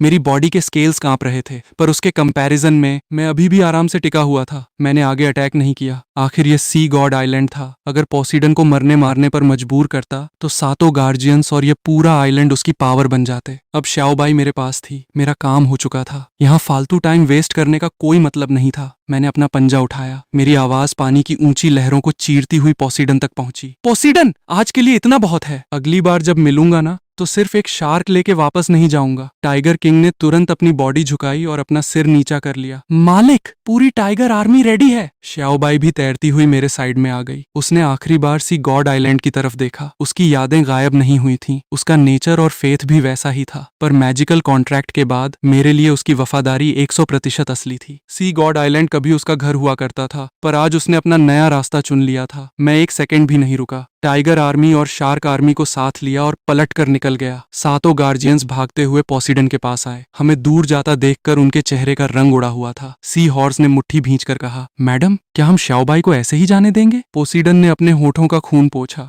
उसकी नजरें लगातार श्याओबाई पर ही थीं। मैंने अभी अपनी माइंड पावर से उसे चेक किया था। उसकी यादें छीनी नहीं गई हैं, ना ही उस पर कोई माइंड कंट्रोल है। उसे अच्छे से पता है वो क्या कर रही है और अब उसे सी गॉड आइलैंड की जरूरत नहीं है। सबका दिमाग घूम गया। श्याओबाई ने इतने सालों तक इस आइलैंड की रखवाली की थी। वो एक ही फाइट में किसी और की गुलाम कैसे बन सकती थी? पोसीडन ने कोई सफाई नहीं दी, बस अपनी छड़ी सीधी खड़ी की। वापस चलो। आज के बाद शार्क फैमिली का सी गॉड आइलैंड से कोई लेना देना नहीं है। जब सी गॉड आइलैंड पीछे छूटकर गायब हो गया तो टाइगर किंग से रहा नहीं गया। वो तैरता हुआ मेरे पास आया। आंखों में अभी भी वही बदमाशी चमक रही थी। बॉस, वो पोसीडन मैडम तो वाकई तगड़ी निकली भाई। अगर आज वो आखिरी अटैक मुझ पर पड़ता ना, तो मेरी हड्डियों का सुरमा बन जाता। श्याओबाई ने उसे घूर के देखा। तुझे अब समझ आ रहा है? अगर आज बॉस साथ नहीं होते और तू अपनी पलटन लेके आइलैंड में घुसता तो पोसीडन मैडम तुझे वहीं गाड़ देती। टाइगर किंग ने अपने दांत दिखाए। अबे मैं बॉस से बात कर रहा हूँ, तू बीच में टांग मत अड़ा। श्याओबाई की आंखें ठंडी हो गईं। टाइगर, ये मत भूल कि भले ही हम दोनों अब बॉस के बंदे हैं, पर मेरे भाई को मारने का बदला अभी बाकी है। जो 2-1 लाख साल वाले खूंखार मॉन्स्टर्स अभी साथ मिलकर आइलैंड से निकले थे, वो अगले ही सेकंड फिर भिड़ने वाले थे। मेरा दिमाग खराब हो गया। मैंने अपनी पूंछ से पानी की एक दीवार मारी और दोनों को अलग किया। बहुत हुआ। तुम दोनों की पुरानी दुश्मनी खत्म करने को नहीं कह रहा हूं, पर जब तक हम लैंड पर हैं, तुम एक ही टीम का हिस्सा हो। सामने कोई दुश्मन आया तो मिलकर बजाओगे। अगर किसी ने मिशन में ड्रामा किया तो सबसे पहले मैं उसकी खाट खड़ी करूंगा। टाइगर किंग और श्याओबाई ने एक दूसरे को घूर के देखा, फिर सिर झुका लिया। समझ गए बॉस? अब तक मेरे 20 मैजिकल कॉन्ट्रैक्ट्स में से 2 यूज हो चुके थे, अभी भी 18 स्लॉट्स बाकी थे। रास्ते में तैरते हुए मैं अपने दिमाग में लैंड के सारे 1 लाख साल वाले मॉन्स्टर्स की लिस्ट खंगालने लगा। स्टार फॉरेस्ट के दामिंग और एयरमिंग, इन्हें तो हर हाल में अपने अंडर लेना ही है। एक ड्रैगन बुल है और दूसरा जाइंट गोरिल्ला। लैंड पर तो इनका अलग ही खौफ है, पर फ्यूचर में ये दोनों शियाओ वू के चक्कर में तांग सान की स्पिरिट्स और बोन्स बन जाएंगे। डार्क डेविल टाइगर, इसे भी हाथ से नहीं जाने देना है। साला सिर्फ 60,000 साल का है, पर 1 लाख साल वाले मॉन्स्टर्स को टक्कर देता है। Dark devil, thunder, wind, space, 6 powers एक साथ लेके घूमता है। इसकी प्रोफाइल एकदम नेक्स्ट लेवल है। ओरिजिनल स्टोरी में तांग सान ने इसका शिकार किया था, पर इस बार ये पावर मेरी आर्मी में होगी। लेक ऑफ लाइफ के सबसे गहरे राज, सिल्वर ड्रैगन, गू यूएना और दीतियन की लीडरशिप वाले खूंखार मॉन्स्टर्स। दीतियन, बीजी, जीजी, शियोंग झुआंग, वान याओ वांग और वो बेचारा 1 लाख साल वाला आइस वॉर्म, जिसे इन्होंने जूस की तरह निचोड़ रखा है। इनमें से कोई एक भी बाहर निकल आया ना तो पूरी दुनिया हिल जाएगी। पर मैं इस पूरी लिस्ट को देखकर हवा में नहीं उड़ा। गुयुएना भले ही बुरी तरह घायल थी, पर उसके पास अभी भी गॉड लेवल पावर सेफ थी। 1 लाख साल पुरानी शरीर की असली ताकत अभी भी मेरे पास है। इस टाइम गुयुएना से पंगा लेना सीधा सुसाइड करने जैसा होगा। मैजिकल कॉन्ट्रैक्ट्स लिमिटेड हैं, तो स्मार्ट गेम खेलना पड़ेगा। पहले द मिंग, एयर मिंग और डार्क डेविल टाइगर को ठिकाने लगाता हूँ। जब मेरी पावर और बढ़ेगी तब इन सोए हुए खूंखार राक्षसों को जगाऊंगा। और हाँ, नॉर्थलैंड्स को तो बिल्कुल नहीं छोड़ना है। स्नो क्वीन, आइस क्वीन और जाइंट टाइटन्स, कम से कम 4 स्लॉट्स तो वहां पक्के हैं। इस हिसाब से देखा जाए तो 20 स्लॉट्स तो बहुत जल्दी भर जाएंगे। मैंने दिमाग में पूरी लिस्ट खंगाली और समंदर में और सी मॉन्स्टर्स खोजने का प्लान वहीं ड्रॉप कर दिया। समंदर भले ही लैंड से बहुत बड़ा है और यहाँ ढेरों 1 लाख साल वाले मॉन्स्टर्स छुपे हैं, पर इस पुरानी बॉडी के मालिक ने अपनी पावर बढ़ाने के लिए पहले ही आधे समंदर का सफाया कर रखा था। बचे खुचे खूंखार राक्षस दूर समुंदर के किसी कोने में दुबक बैठे हैं। उन्हें खोजने में टाइम वेस्ट होगा। सबसे पहला मिशन, लैंड पर जाना और तांग सान के गॉड बनने के सारे रास्ते ब्लॉक करना। मैंने श्याओबाई की तरफ देखा। अपनी शार्क फैमिली को सेफ जगह शिफ्ट कर, फिर टाइगर किंग के साथ इंसानी रूप में आ जा। हमें लैंड पर निकलना है। श्याओबाई ने 1 सेकंड का टाइम भी वेस्ट नहीं किया। उसकी बॉडी से सिल्वरी व्हाइट लाइट निकली और उसका विशाल शार्क अवतार तेजी से छोटा होने लगा। कुछ ही देर में 6 साल की एक क्यूट सिल्वर बालों वाली बच्ची समंदर के पानी पर खड़ी थी। नीली ग्रे आंखें एकदम साफ, स्किन बर्फ जैसी गोरी और चेहरे पर एक खूंखार विलेन वाली शार्पनेस। बचपन में ही इतनी कड़क दिख रही थी तो बड़ी होके तो गदर ही मचाएगी। उसने अपने छोटे छोटे हाथों को देखा। बॉस, ये इंसानी बॉडी तो वाकई काफी अजीब लग रही है। सही है, अब चुपचाप अपनी पहली स्पिरिट रिंग बना। श्याओबाई पानी पर आलथी पालथी मार के बैठ गई। आसपास की स्पिरिट पावर तेजी से जमा होने लगी। पैरों के नीचे से व्हाइट रिंग निकली, जिसका कलर गहरा होते होते 500 साल की पर्पल रेड रिंग में बदल गया। उसकी स्पिरिट पावर सीधे लेवल 13 पर पहुंच गई। मैंने उसकी प्रोफाइल चेक की। Spirit, shark queen bone, 1 lakh साल वाली shark arm bone. Skills, shark teeth और रेज वेव। पहला स्पिरिट स्किल, शार्क स्टेल्थ, पानी हो, कीचड़ हो या पक्की जमीन। वो शार्क की तरह जमीन के अंदर भी फुल स्पीड में तैर सकती थी, यानी ये बंदी सीधी स्पीड और असैसिनेशन टाइप फाइटर बन गई थी। टाइगर किंग ने हाथ बांधकर मुंह बनाया। अबे, सिर्फ छुप छुप के भागना आता है क्या? फाइट कौन करेगा? श्याओबाई के पैरों के नीचे लाइट चमकी। वो 1 सेकंड में टाइगर किंग के पीछे प्रकट हुई और एक लात मार के उसे सीधा समंदर में फेंक दिया। कम से कम तेरी तरह सीधा मुंह पर मार खाने से तो बेहतर है। मैंने रोका नहीं, उल्टा मुझे ये कॉम्बिनेशन और पसंद आया। मैं और टाइगर किंग, रॉ पावर और अटैक, और श्याओबाई, स्पीड और असैसिनेशन। इंसानी फॉर्म में भी हमारी एक परफेक्ट 3 प्लेयर टीम रेडी हो चुकी थी। टाइगर आर्मी को उनके पुराने इलाके में छोड़ा गया और शार्क आर्मी को मेरे पर्सनल कोर एरिया में शिफ्ट कर दिया गया। वहां किसी की औकात नहीं थी जो उन पर अटैक कर सके। सब सेट करने के बाद हम तीनों लैंड की तरफ निकल पड़े। समंदर के 3 सबसे बड़े राजा एक साथ पानी चीरते हुए जा रहे थे। रास्ते में किसी सी मॉन्स्टर की सिर उठाने तक की हिम्मत नहीं हुई। कुछ दिनों बाद लैंड का किनारा नजर आने लगा। बंदरगाह पर मौजूद इंसानों की नजर से बचने के लिए हम एक सुनसान बीच पर उतरे और वहीं इंसानी फॉर्म में आ गए। समुंदर से बाहर आके हमने अपने मैजिकल स्टोरेज रिंग्स में से कपड़े निकाले। इस क्रैब किंग ने लाखों सालों में ढेरों इंसानों को मारा था, तो उसके पास मैजिकल सामानों का ढेर लगा हुआ था। खुद चलने वाले रथ, कभी ना बुझने वाले लैंप्स, मैजिकल हीटिंग पॉट्स और सोने चांदी के सिक्कों का तो पहाड़ ही लगा था। भाई साहब, अरबपति शब्द भी इसके आगे छोटा लग रहा था। और सबसे तगड़ी चीज, ढेरों स्पिरिट बोन्स। बस किसी प्रो मैजिकल आर्टिसन को खोज के इन्हें सेट करवाना था। मैंने पुराने मैजिकल रिंग से कुछ कपड़े निकाल के टाइगर किंग और श्याओबाई की तरफ फेंके और खुद भी एक नॉर्मल ड्रेस पहन ली। अब 6-6 साल के 3 बच्चे मिट्टी के रास्ते पर खड़े थे। कपड़े भले ही थोड़े पुराने थे, पर तीनों का एटीट्यूड ऐसा था जैसे अभी किसी का मर्डर करके आए हों। टाइगर किंग ने आसपास देखा। बॉस, अब कहाँ चलना है? पहले हैन हाई सिटी, खाना खाएंगे, नए कपड़े लेंगे और तुम दोनों सीखोगे कि इंसानों के बीच कैसे रहा जाता है। श्याओबाई की आंखें चमक उठी। उसने अपने गंदे कपड़ों को देखा। हाँ बॉस, पहले कपड़े लेंगे, ये वाला सच में बहुत घटिया है। और एक बात, मैंने टाइगर किंग के माथे पर एक चपत मारी। आज के बाद इंसानों के सामने मुझे राजा या मालिक मत बोलना। मुझे ये वेन बुलाओगे, तुम टाइगर रहोगे और ये श्याओबाई, और मुझे बॉस बोलना। टाइगर किंग कंफ्यूज हो गया। बॉस, आपका नाम ये वेन कब से हो गया? मैंने आगे कदम बढ़ाए। ज्यादा सवाल मत पूछ, चुपचाप पीछे चल। हैन हाई सिटी इस एम्पायर का सबसे अमीर तटीय शहर था। जैसे ही हम शहर में घुसे, टाइगर किंग की नजरें सड़क पर चलते इंसानों की गर्दनों पर टिक गईं। वो मन ही मन सोच रहा था कि किसकी गर्दन चबाना सबसे आसान होगा। मैंने साइड से उसे घूर के देखा। टाइगर! उसने तुरंत अपनी नजरें हटाई और एक फेक स्माइल चिपकाई। बॉस, मैं तो बहुत कंट्रोल कर रहा हूँ भाई। पर जैसे ही हम एक कपड़ों की दुकान में घुसे, सामने आए सेल्समैन को देखकर उसने अपने हाथ के नाखून बाहर निकाल लिए और दहाड़ा, अबे दूर रह, वरना कच्चा चबा जाऊंगा। बेचारी सेल्स गर्ल डर के मारे 2 कदम पीछे हट गई। मेरा दिमाग खराब हो गया। मैंने सीधा टाइगर किंग के सिर पर एक थप्पड़ रसीद किया। ये आखिरी वार्निंग है। अगर अब किसी को डराया ना, तो पूरे रास्ते इसी फटे कपड़े में घुमाऊंगा। टाइगर किंग तुरंत भीगी बिल्ली बन गया। मैंने एक गोल्ड कॉइन सेल्स गर्ल के हाथ में थमाया। हम खुद चुन लेंगे, बाकी तेरे लिए टिप है। सोने का सिक्का देखते ही लड़की की स्माइल 10 गुना बढ़ गई। श्याओबाई ने खुश होकर ढेरों ड्रेसेस ट्राई की। टाइगर किंग मुंह से भले ही नखरे दिखा रहा था, पर सबसे ज्यादा शॉपिंग उसी ने की। मैंने भी अपने पुराने कपड़े बदल लिए। जब हम दुकान से बाहर निकले, तो हम समुंदर के किनारे से आए भिखारी नहीं, बल्कि किसी अमीर खानदान के नवाबजादे लग रहे थे। तभी मुझे पहली बार अमीर होने का असली मजा आया। इस दुनिया में आने से पहले मैं कुछ भी खरीदने से पहले अपना बैंक बैलेंस देखता था, और आज मेरे पास मैजिकल रिंग्स में इतने गोल्ड कॉइन्स थे कि गिनते गिनते शाम हो जाए। सबसे बेस्ट होटल में रुकना, टेबल भर के खाना ऑर्डर करना और बिना रेट पूछे शॉपिंग करना। भाई साहब, असली लाइफ तो ये है। अगले 3 दिनों तक मैंने टाइगर और श्याओबाई को पूरे शहर का स्ट्रीट फूड खिलाया और इंसानों के बीच रहने के बेसिक रूल्स सिखाए। श्याओबाई ने बहुत जल्दी अडॉप्ट कर लिया, और टाइगर किंग, वो इंसान को देखते ही खाने की आदत से सुधरकर अब सिर्फ उंगली करने वाले इंसान को खाने की स्टेज पर आ चुका था। पर हमारी अंधाधुंध फिजूल खर्ची ने कुछ लोकल गुंडों का ध्यान हमारी तरफ खींच लिया। हैनहाई सिटी से निकलकर जब हमने नोडिंग सिटी के लिए एक मैजिकल रथ किराए पर लिया, तो रास्ता एक सुनसान पहाड़ी सड़क से होकर गुजरा। अचानक दोनों तरफ की झाड़ियों से 10 डकैत बाहर निकल आए। उनका लीडर, जो एक 30 लेवल का फाइटर था, अपनी तलवार लहराते हुए रास्ता रोक के खड़ा हो गया।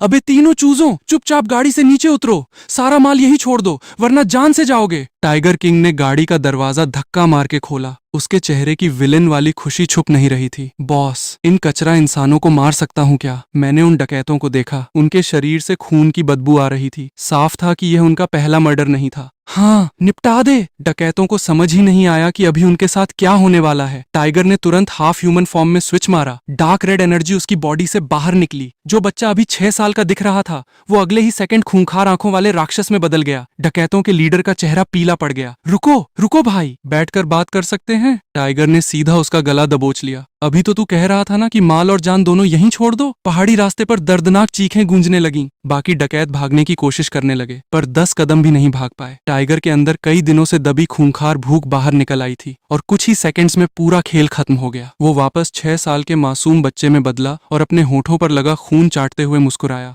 बॉस, इन इंसानों में नीच बंदों की कोई कमी नहीं है भाई। आगे से जब भी किसी को मारना हो, तो ऐसे ही खराब बंदों को चुनेंगे। अगर गलती से भी किसी बेकसूर इंसान पर हाथ उठाया ना, तो तुझे वहीं गाड़ दूंगा। टाइगर ने तुरंत सिर हिलाया। अगले आधे महीने तक हम रास्ते भर अपनी ह्यूमन फॉर्म को ट्रेन करते रहे। मॉन्स्टर बॉडी भले ही कितनी भी तगड़ी हो, पर इसका मतलब ये नहीं था कि इंसानी फॉर्म को इग्नोर किया जाए। इंसानों की कल्टीवेशन स्पीड मॉन्स्टर्स से कहीं ज्यादा तेज होती है। अगर यह इंसानी बॉडी सही से ग्रो कर गई, तो फ्यूचर में मेरी असली मॉन्स्टर फॉर्म से भी तगड़ी बन सकती है। रास्ते में कुछ और डकैतों ने अपनी मौत को खुद दावत दी, जो टाइगर के लिए इंसानी फॉर्म में फाइट प्रैक्टिस करने का परफेक्ट जरिया बन गए। जब हमारा रथ नोडिंग सिटी पहुंचा, तो मेरी पहली स्पिरिट रिंग पूरी तरह सेट हो चुकी थी। टाइगर और श्याओबाई भी अपनी खूंखार मॉन्स्टर वाइब्स को कंट्रोल करना सीख चुके थे। मैंने शहर में फालतू टाइम वेस्ट नहीं किया, सीधा नोडिंग एकेडमी की तरफ निकल पड़ा। यहाँ आने के दो मेन मकसद थे, तांग सान से मिलना। मैजिकल रूल्स मुझे उसे अभी जान से मारने की इजाजत नहीं देते थे, पर मार पीट करने से किसी ने नहीं रोका था। अभी से उसके दिमाग में अपनी दहशत बैठा दूंगा, ताकि फ्यूचर में जब भी वो मेरे सामने आए उसका कॉन्फिडेंस पहले ही डगमगा जाए। शियाओ वू की नीली लोमड़ी का क्या करना है? मुझे वो खरगोश जरा भी पसंद नहीं थी, पर अगर वो तांग सान के साथ रही तो फ्यूचर में फिर से उसकी हेल्प करेगी और अपनी 1 लाख साल वाली स्पिरिट रिंग और बोन तांग सान को गिफ्ट कर देगी। दुश्मन को घर बैठे इतनी बड़ी पावर देना बेवकूफी होगी। एकेडमी के गेट पर गार्ड ने हमें रोका। मैंने तुरंत एक सिल्वर कॉइन फेंका। हम एडमिशन लेने आए हैं,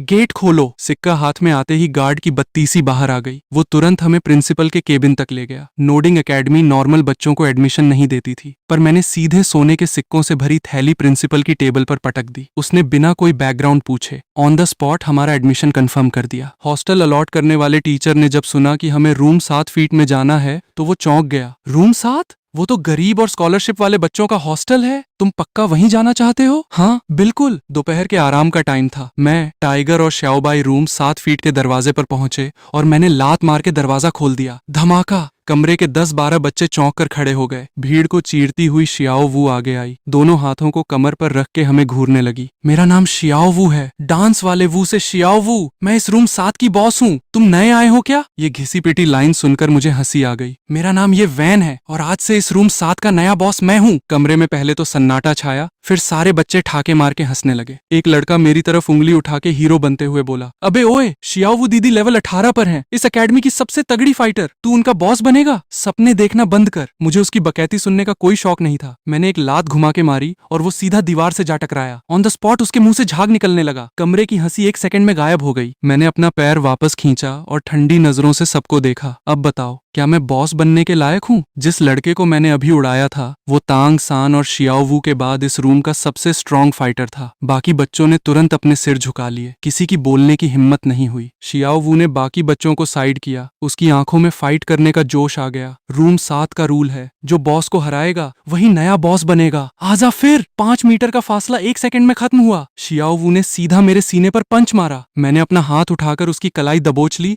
और दूसरा पंच सीधे आगे बढ़ाया। हमारी एनर्जी टकराई और वो 2-3 कदम पीछे घिसट गई। उसकी उंगलियां दर्द से कांप रही थीं। उसे तुरंत समझ आ गया कि पावर में वो नहीं जीत सकती, तो उसने अपनी स्पीड का यूज करना शुरू किया। वो मेरे आसपास तेजी से मूव करने लगी, अपनी फ्लेक्सिबिलिटी से गैप ढूंढने की कोशिश करने लगी। पर उसका मुकाबला किसी 6 साल के नॉर्मल बच्चे से नहीं था। वो लाखों साल पुराने समंदर के राजा से लड़ रही थी। उसके सारे मूव्स और उसके फेक्स मेरी आंखों के सामने एकदम स्लो मोशन में थे। जब उसके अटैक्स काम नहीं आए तो उसकी आंखों में जिद आ गई। वो हवा में उछली, मेरे कंधों को पकड़ा और अपनी बॉडी को मेरी गर्दन से लपेटने लगी, अपना special soft combat skill use करने के लिए। मैंने हड़बड़ी में हाथ पैर नहीं मारे। जैसे ही वो घूमकर मेरे सामने आई, मैंने सीधे उसकी लंबी चोटी दबोच ली। इसी मोमेंट का तो वेट कर रहा था। अब नीचे आ। मैंने अपना हाथ घुमाया और उसे पूरी ताकत से जमीन पर पटक दिया। धमाका! शियाओ वू के मुंह से एक दर्दनाक चीख निकली। उसकी पीठ टकराने से पूरा रूम हिल गया। तू अभी सिर्फ एक छोटी खरगोश है जो क्यूट बनने का नाटक करती है, मैंने उसके कान के पास धीरे से कहा। उसका चेहरा एकदम पीला पड़ गया, आंखों के पीछे खौफ साफ दिख रहा था। मैंने उसकी असलियत सबके सामने नहीं खोली, बस रूल के हिसाब से उसे हार मानने को कहा। शियाओ वू ने काफी देर तक दांत भींचे और आखिरकार हार मान ही ली। शियाओ वू ने दांत भींचते हुए अपने मुंह से 2 शब्द निकाले, बॉस। उसकी ये हालत देखकर बाकी बच्चों ने भी डर के मारे अपने सिर झुका लिए। मैंने खाली पड़े 3 बेड्स की तरफ इशारा किया। अब जब बॉस बोल ही दिया है तो जाके हमारे बेड सेट कर। शियाओ वू अपनी जगह से उछल पड़ी। ये वेन, तू ज्यादा मत उड़। जब तक सान भैया वापस आएंगे ना, वो तेरी अच्छे से बैंड बजाएंगे। मैं बेड के कोने पर बैठ गया। ये तांग सान कहाँ है अभी? एक डरपोक लड़के ने तुरंत क्लासरूम की तरफ उंगली उठाई। वो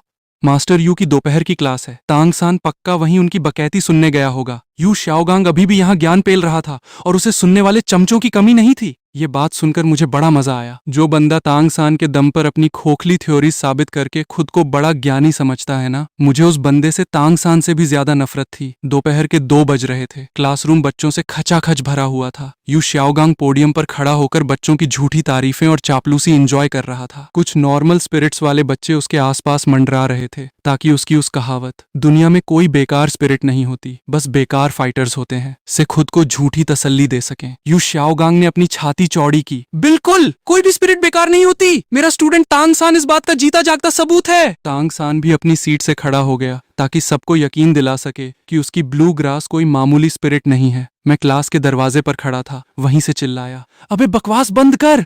पूरी क्लास में सन्नाटा छा गया।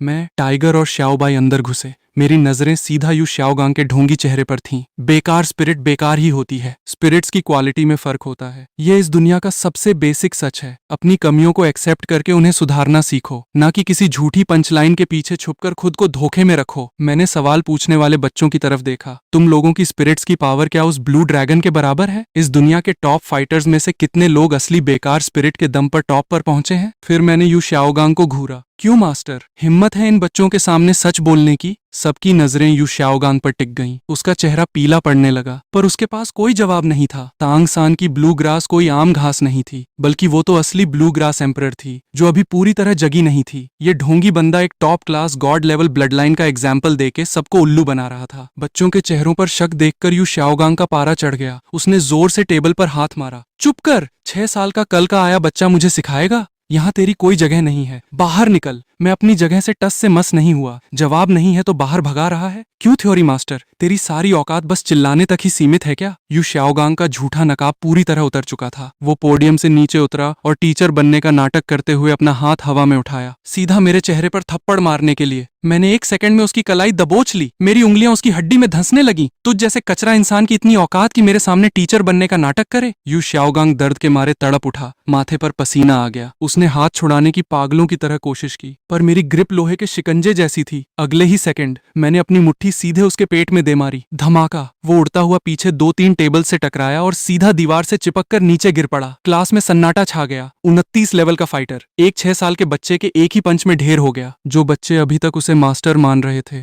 अब उनकी नजरों में उसके लिए सिर्फ हकारत थी। तांग सान की आंखों में किलर मोड ऑन हो गया। वो अपनी सीट से कूदकर सीधा मेरे सामने आया। तूने मेरे मास्टर पर हाथ उठाया है, इसकी कीमत तुझे चुकानी पड़ेगी। मैंने हवा में ही उसका पंच दबोच लिया। कीमत चुकानी पड़ेगी? तांग सान, तुझे लगता है तेरे में इतना दम है? मेरा पंच सीधे उसके पेट में लगा। तांग सान की बॉडी दोहरी हो गई। मैंने घुमा के एक थप्पड़ उसके गाल पर रसीद किया और एक लात मार के उसे दूर फेंक दिया। वो टेबल्स को तोड़ता हुआ सीधा दीवार से जा टकराया। तांग सान ने दर्द से कराहते हुए उठने की कोशिश की। उसकी हथेली से ब्लू ग्रास बाहर निकली और उसकी 100 साल वाली पर्पल येलो स्पिरिट रिंग चमक उठी। एक stone spirit skill, vines lock, नीले रंग की झाड़ियां जमीन पर रेंगती हुई मेरी तरफ आईं। मैं हिला तक नहीं। मेरे पीछे डीप सी क्रैब की विशाल परछाई प्रकट हो गई। उसकी खूंखार वाइब से पूरी क्लास का दम घुटने लगा। आसपास खड़े बच्चे डर के मारे चीखते हुए जमीन पर गिर पड़े। तभी मेरे पैरों के नीचे से एक बहुत ही खूंखार पर्पल स्पिरिट रिंग बाहर निकली। 4000 साल की पहली स्पिरिट रिंग। जमीन पर पड़ा यू श्याओगांग, जो अभी सिर उठाने की कोशिश कर रहा था, उसका दिमाग घूम गया। उसकी वो सो कॉल्ड थ्योरी, पहला स्पिरिट रिंग सिर्फ 423 साल का हो सकता है, मेरी इस पर्पल रिंग के सामने कचरा बन चुकी थी। मैंने क्लास के बच्चों को देखा। अब समझ आया कि स्पिरिट्स की क्वालिटी में कितना फर्क होता है। एक stone spirit skill, crab armour, dark blue armour मेरी पूरी बॉडी पर सेट हो गया। मैंने नंगे हाथों से तांग सान की जहरीली झाड़ियों को पकड़कर उखाड़ फेंका। उसकी सुन्न करने वाली पॉइजन का मेरी बॉडी पर 1% भी असर नहीं हुआ। तांग सान अपनी शैडो स्पीड यूज करके मेरे करीब आया। उसके हाथ व्हाइट स्टोन में बदल चुके थे, सीधा मेरे चेहरे पर वार करने के लिए, पर मेरा पंच उसकी स्पीड से भी तेज था। धमाका! तांग सान फिर से जमीन पर जा गिरा। मैंने सीधा अपना पैर उसकी उंगलियों पर रख के दबा दिया ताकि वो अपने हिडन वेपन्स यूज ना कर सके। इसके बाद मैंने मुक्कों और लातों की बरसात कर दी। अपनी लाइफ में उसने कभी किसी हमउम्र बच्चे से ऐसी धुनाई नहीं खाई थी। उसका सारा घमंड, उसकी ईगो एक एक पंच के साथ टूट रही थी। उसकी आंखों में मेरे लिए नफरत और गुस्सा बढ़ता जा रहा था। जब वो पूरी तरह हिम्मत हार गया तो मैंने अपना पैर उसके चेहरे पर रख दिया। तांग सान, आज के लिए इतना बहुत है। अगली बार फिर आऊंगा तुझसे मिलने। मैं जाने के लिए मुड़ा ही था कि पीछे से एक हल्की सी सुई टकराने की आवाज आई। 2 सिल्वर नीडल्स मेरे आर्मर से टकराईं और मसी होकर जमीन पर गिर गईं। टिंक! मैंने धीरे से पीछे मुड़कर देखा। तांग सान अभी भी सुई फेंकने के पोज में खड़ा था, पर उसका चेहरा पीला पड़ चुका था। यह पहली बार था जब उसे समझ आया कि जिस हिडन वेपन्स पर उसे इतना नाज था, वो मेरी बॉडी पर एक खरोंच तक नहीं बना सकते थे। इतनी घटिया सुइयां मुझ पर फेंकना बंद कर, समझे? मैंने बस एक बार उसे घूर के देखा और तांग सान की सांसें 1 सेकंड के लिए अटक गईं। उसके दिल में खौफ का बीज बोया जा चुका था। अब जब भी वो मुझे देखेगा, ये खौफ और गहरा होता जाएगा। तभी शियाओवू भागती हुई क्लास में घुसी। उसने तांग सान को खून से लथपथ जमीन पर पड़ा देखा तो तुरंत उसके आगे आके ढाल बन गई। उसकी आंखों में किलर वाइब्स साफ दिख रही थीं। ये वैन, मैं तुझे कभी माफ नहीं करूंगी। मैंने उस छोटी खरगोश की आंखों में देखा। जो प्लान मेरे दिमाग में आधा अधूरा था वो अब 100% लॉक्ड हो चुका था। रो मत छोटी खरगोश, अपने इस सान भैया के साथ जितने दिन गुजार सकती है गुजार ले। जब मैं अगली बार वापस आऊंगा ना तो तुम दोनों साथ रहोगे या नहीं, ये इसका फैसला तांग सान नहीं करेगा। मैं शियाओ वू को अभी अपने अंडर नहीं लाऊंगा। जब मैजिकल कॉन्ट्रैक्ट लगेगा तो वो 100% मेरी लॉयल बन जाएगी, पर उसकी यादें और इमोशंस वहीं रहेंगे। मैं वेट करूंगा कि तांग सान और शियाओ वू का लव एंगल और गहरा हो जाए, ताकि जब तांग सान के सामने से उसकी सबसे प्यारी चीज छीनी जाएगी तो जो झटका उसे लगेगा ना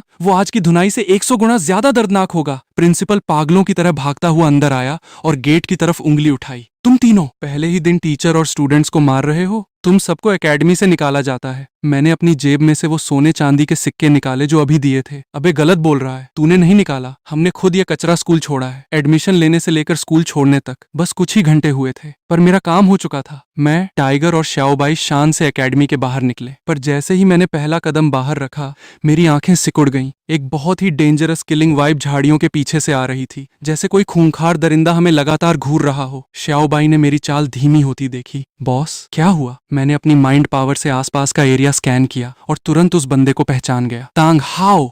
ये बंदा हमेशा तांग सान पर छुपकर नजर रखता था। ओरिजिनल स्टोरी में जब झाओ वोजी ने तांग सान को परेशान किया था तो तांग हाओ ने रात में जाकर उसकी बैंड बजाई थी। अब मैंने उसके लाडले बेटे को कुत्ते की तरह पीटा था, तो ये ओवर प्रोटेक्टिव बाप कैसे शांत बैठता? मैंने तुरंत टाइगर और श्याओबाई को पास बुलाया और अपना प्लान समझाया। हम तीनों सड़क किनारे एक रेस्टोरेंट में घुसे। एक सुनसान कोने में जाकर मैंने अपनी हाफ ह्यूमन फॉर्म ऑन की और लंबे चोगे से खुद को ढक लिया। जैसे ही 6 साल के ये वैन की वाइब्स अचानक गायब हुई, झाड़ियों में छुपा तांग हाउ कंफ्यूज हो गया। उसने सोचा कि इस नीले चोगे वाले बंदे ने बच्चों को छुपाने के लिए कोई मैजिकल ट्रिक यूज की है। उसे सपने में भी अंदाजा नहीं था कि ये लंबा चौड़ा आदमी ही वो 6 साल का बच्चा है। मैंने जानबूझकर अपनी स्पीड बढ़ाई और तांग हाओ को शहर के बाहर एक सुनसान जंगल में खींच लाया। वो तुरंत हवा में उड़ता हुआ हमारे सामने आ गया, चेहरे पर वही घमंड। रुको! मैंने अपनी पावर एकदम लो कर ली और डरने का नाटक किया। अबे कौन है तू? हमारा पीछा क्यों कर रहा है? तांग हाओ एक एक कदम आगे बढ़ा। उसने अपनी पहचान बताने की जहमत तक नहीं उठाई। तुझे यह जानने की जरूरत नहीं है, बस इतना समझ लेफ्टिनेंट, आज तुम तीनों बहुत गंदा पिटने वाले हो। मैंने 2 कदम पीछे हटाए। भाई आराम से बात कर सकते हैं ना? बच्चों पर हाथ क्यों उठा रहा है? मेरा डर देखकर तांग हाओ की आंखों में हकारत और बढ़ गई। उसने एक खूंखार मुस्कुराहट के साथ मेरी छाती पर पंच मारा, पर जैसे ही उसका हाथ मेरे पास पहुंचा मैंने अपनी हाफ गॉड पावर रिलीज कर दी। धमाका! पूरा जंगल एक झटके में नीचे दब गया। तांग हाओ का घमंडी चेहरा ऑन द स्पॉट जम गया। मेरा पंच उसकी स्पीड से 10 गुना तेज जाकर सीधे उसके मुंह पर पड़ा। पिटेगा तो तू साले! बूम!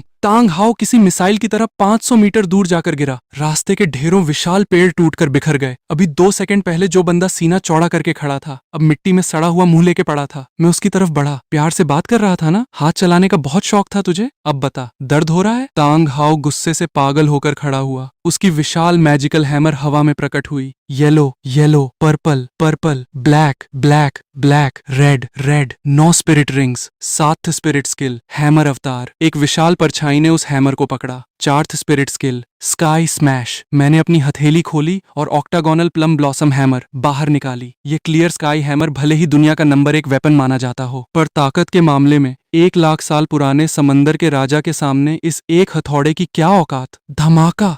दोनों विशाल हथौड़े आपस में टकराए। शॉकवेव से आसपास के सारे पेड़ उखड़ गए। तांग हाओ 3 सेकंड भी नहीं टिक पाया और फिर से उड़ता हुआ दूर जा गिरा। मैं हवा में उड़ता हुआ उसके ऊपर पहुंचा, इससे पहले कि वो जमीन पर गिरता। मैंने ऊपर से हैमर मार दी। बहुत हवाबाजी कर रहा था ना?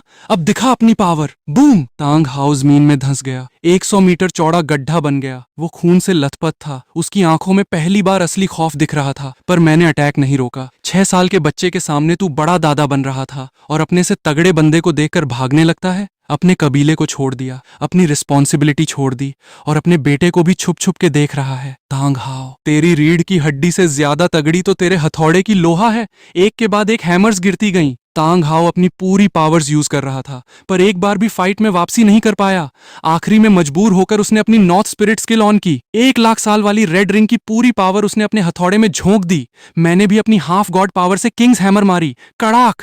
जमीन फट गई। आसपास की हवा जलने लगी। तांग हाओ का नॉर्थ स्किल सिर्फ कुछ सेकंड टिका और चकनाचूर हो गया। वो फिर से 500 मीटर दूर जा गिरा। अब उसने पलटने की हिम्मत नहीं की। वो सीधा जान बचाकर नोडिंग सिटी की तरफ पागलों की तरह भागने लगा। मैंने अपना आर्मर वापस खींचा। मेरी ये हाफ ह्यूमन फॉर्म लैंड पर सिर्फ 6 घंटे टिक सकती थी और तांग हाओ जैसे 95 स्तर के बंदे को भागते हुए जान से मारना थोड़ा मुश्किल था। पर जो वार्निंग मुझे देनी थी वो पहुंच चुकी थी। मैंने अपनी आवाज सीधी उसके कान में ट्रांसमिट की। तांग हाओ, मैं तेरे बेटे को अभी नहीं मारूंगा, पर बच्चों के मैटर में अगर तूने दोबारा टांग अड़ाई तो तांग सान और तेरा पूरा कबीला इसकी कीमत चुकाएगा। मैंने तांग सान को इसलिए नहीं मारा ताकि तांग हाओ उसे अपने साथ न ले जाए। तांग सान अगर उस ढोंगी यू श्याओगांग के साथ रहेगा तो उसकी ग्रोथ मेरे कंट्रोल में रहेगी। अगर तांग हाओ खुद उसे ट्रेन करने लगता तो फ्यूचर में मेरे लिए प्रॉब्लम्स खड़ी हो सकती थीं। यू श्याओगांग की थ्योरीज कचरा थीं और उसके पास खुद कोई पावर नहीं थी। तांग सान का उसके पास रहना तांग हाओ के पास रहने से 100 गुना सेफ था। मैंने अपनी पावर समेटी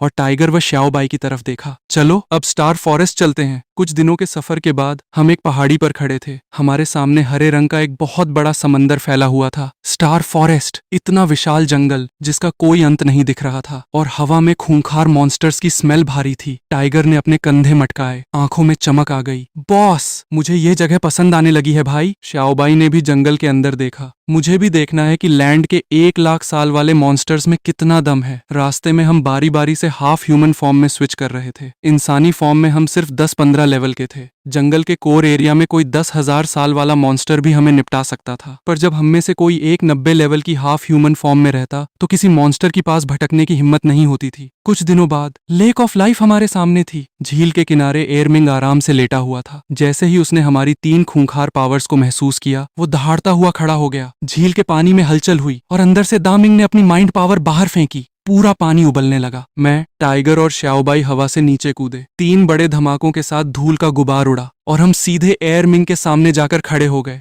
200 मीटर दूर खड़ा एयरमिंग 15 मीटर ऊंचा था। उसकी बॉडी की मसल्स पत्थरों की तरह सख्त दिख रही थीं। सिर्फ उसके खड़े रहने से ही इतना खौफनाक प्रेशर आ रहा था कि श्याओबाई भी थोड़ी अलर्ट हो गई। एयरमिंग ने एक जोरदार दहाड़ मारी। इंसानों, इस झील से दूर रहो वरना कच्चा चबा जाऊंगा। मैंने सिर उठाकर उसकी तरफ देखा। हम आधी दुनिया पार करके आए हैं, यहाँ से खाली हाथ जाने के लिए नहीं। क्या बकवास है, क्या चाहिए तुम्हें? आज से ये लेक ऑफ लाइफ मेरी है और तू और वो झील के नीचे छुपा दामिंग, तुम दोनों मेरे नौकर बनोगे। एयरमिंग 1 सेकंड के लिए सन्न रह गया। इंसान जब भी जंगल में आते थे तो मॉन्स्टर्स का शिकार करने आते थे। ये पहली बार था जब कोई इंसान 1 लाख साल वाले मॉन्स्टर्स को अपना नौकर बनाने का दावा कर रहा था। 10 सेकंड में यहाँ से दफा हो जाओ वरना जंगल के राजा का गुस्सा तुम्हें भस्म कर देगा। वो अपनी छाती पीटते हुए गुर्राया। मैं हंस पड़ा। जंगल का राजा? इंसानों ने तुम्हें एक नाम क्या दे दिया? तुमने तो सच में खुद को भगवान मान लिया। चलो फिर देखते हैं तुम्हारे गुस्से में कितना दम है। मैंने हाथ उठाया। Tiger, श्याओबाई, attack! टाइगर और श्याओबाई तुरंत झील में कूदे जबकि मैं सीधे एयरमिंग की तरफ बढ़ा। एयरमिंग मेरा शिकार है, तुम दोनों द मिंग को झील से बाहर निकालो। एयरमिंग हवा में उछला और जैसे ही लैंड हुआ जमीन में भूकंप आ गया। उसने एक ऐसा पंच मारा जो पूरे पहाड़ को तोड़ सकता था। मैंने बिना भागे सीधे अपना पंच आगे बढ़ाया। एक 15 मीटर का जाइंट और एक 6 साल का छोटा बच्चा। पर जैसे ही दोनों मुक्के टकराए, पीछे एयरमिंग धकेला गया। वो 5 कदम पीछे घिसटता हुआ गया। आंखों में यकीन ही नहीं हो रहा था। जिस ताकत पर उसे सबसे ज्यादा घमंड था, एक छोटे से बच्चे ने उसे पावर फाइट में हरा दिया था। दूसरी तरफ श्याओबाई और टाइगर ने हवा में ही अपनी असली मॉन्स्टर फॉर्म ऑन कर ली थी। एक विशाल टाइगर किंग और 1-1 लाख साल वाली व्हाइट शार्क क्वीन झील के पानी में समा गए। एयरमिंग चीखा, मॉन्स्टर्स, तुम इंसान नहीं हो, तुम तो मॉन्स्टर्स हो। तभी झील के नीचे से टाइगर की चीख आई। अबे, ये कैसा पानी है? पूरे जिस्म में जलन हो रही है। श्याओबाई ने अपनी पूंछ से टाइगर को नीचे धक्का दिया। गधे, ये मीठा पानी है, समुंदर नहीं। पहले उस सांप को बाहर निकाल। झील का पानी पागलों की तरह उबलने लगा और दामिंग अपनी 50 मीटर लंबी बॉडी के साथ बाहर निकला। उसने गुस्से में टाइगर और श्याओबाई को अपनी पूंछ से दूर फेंका और गर्जा, तुम सी मॉन्स्टर्स स्टार फॉरेस्ट में क्या कर रहे हो? हमारे इलाके पर कब्जा करने के पीछे तुम्हारा क्या मकसद है? मकसद जल्द ही समझ आ जाएगा। मैं इन्हें जान से मारने नहीं आया था, ना ही इनकी स्पिरिट रिंग्स चाहिए थी। अगर दामिंग और एयरमिंग यहाँ रहे तो फ्यूचर में या तो शियाओ वू के चक्कर में तांगसान को अपनी स्पिरिट रिंग्स कुर्बान कर देंगे या फिर बीबी डोंग के हाथों मारे जाएंगे। मेरा मैजिकल कॉन्ट्रैक्ट इनकी यादें और पर्सनैलिटी सेफ रखेगा, पर इन्हें मेरे लिए 100% लॉयल बना देगा। ये इनकी किस्मत बदलने का इकलौता मौका था। पर मॉन्स्टर्स की दुनिया में बातें काम नहीं आती, सिर्फ ताकत चलती है। एक बार हरा दिया तो ये चुपचाप बात मानेंगे। दामिंग एयरमिंग के आगे आ खड़ा हुआ। चाहे जो हो जाए, हम कभी सरेंडर नहीं करेंगे। मैंने सिर हिलाया। अफसोस, तुम बहुत कमजोर हो और किस्मत नहीं बदल सकते। Crab domain on. बर्फ की विशाल जेल पूरी झील के चारों तरफ बन गई। हम 5 मॉन्स्टर्स अंदर लॉक हो गए।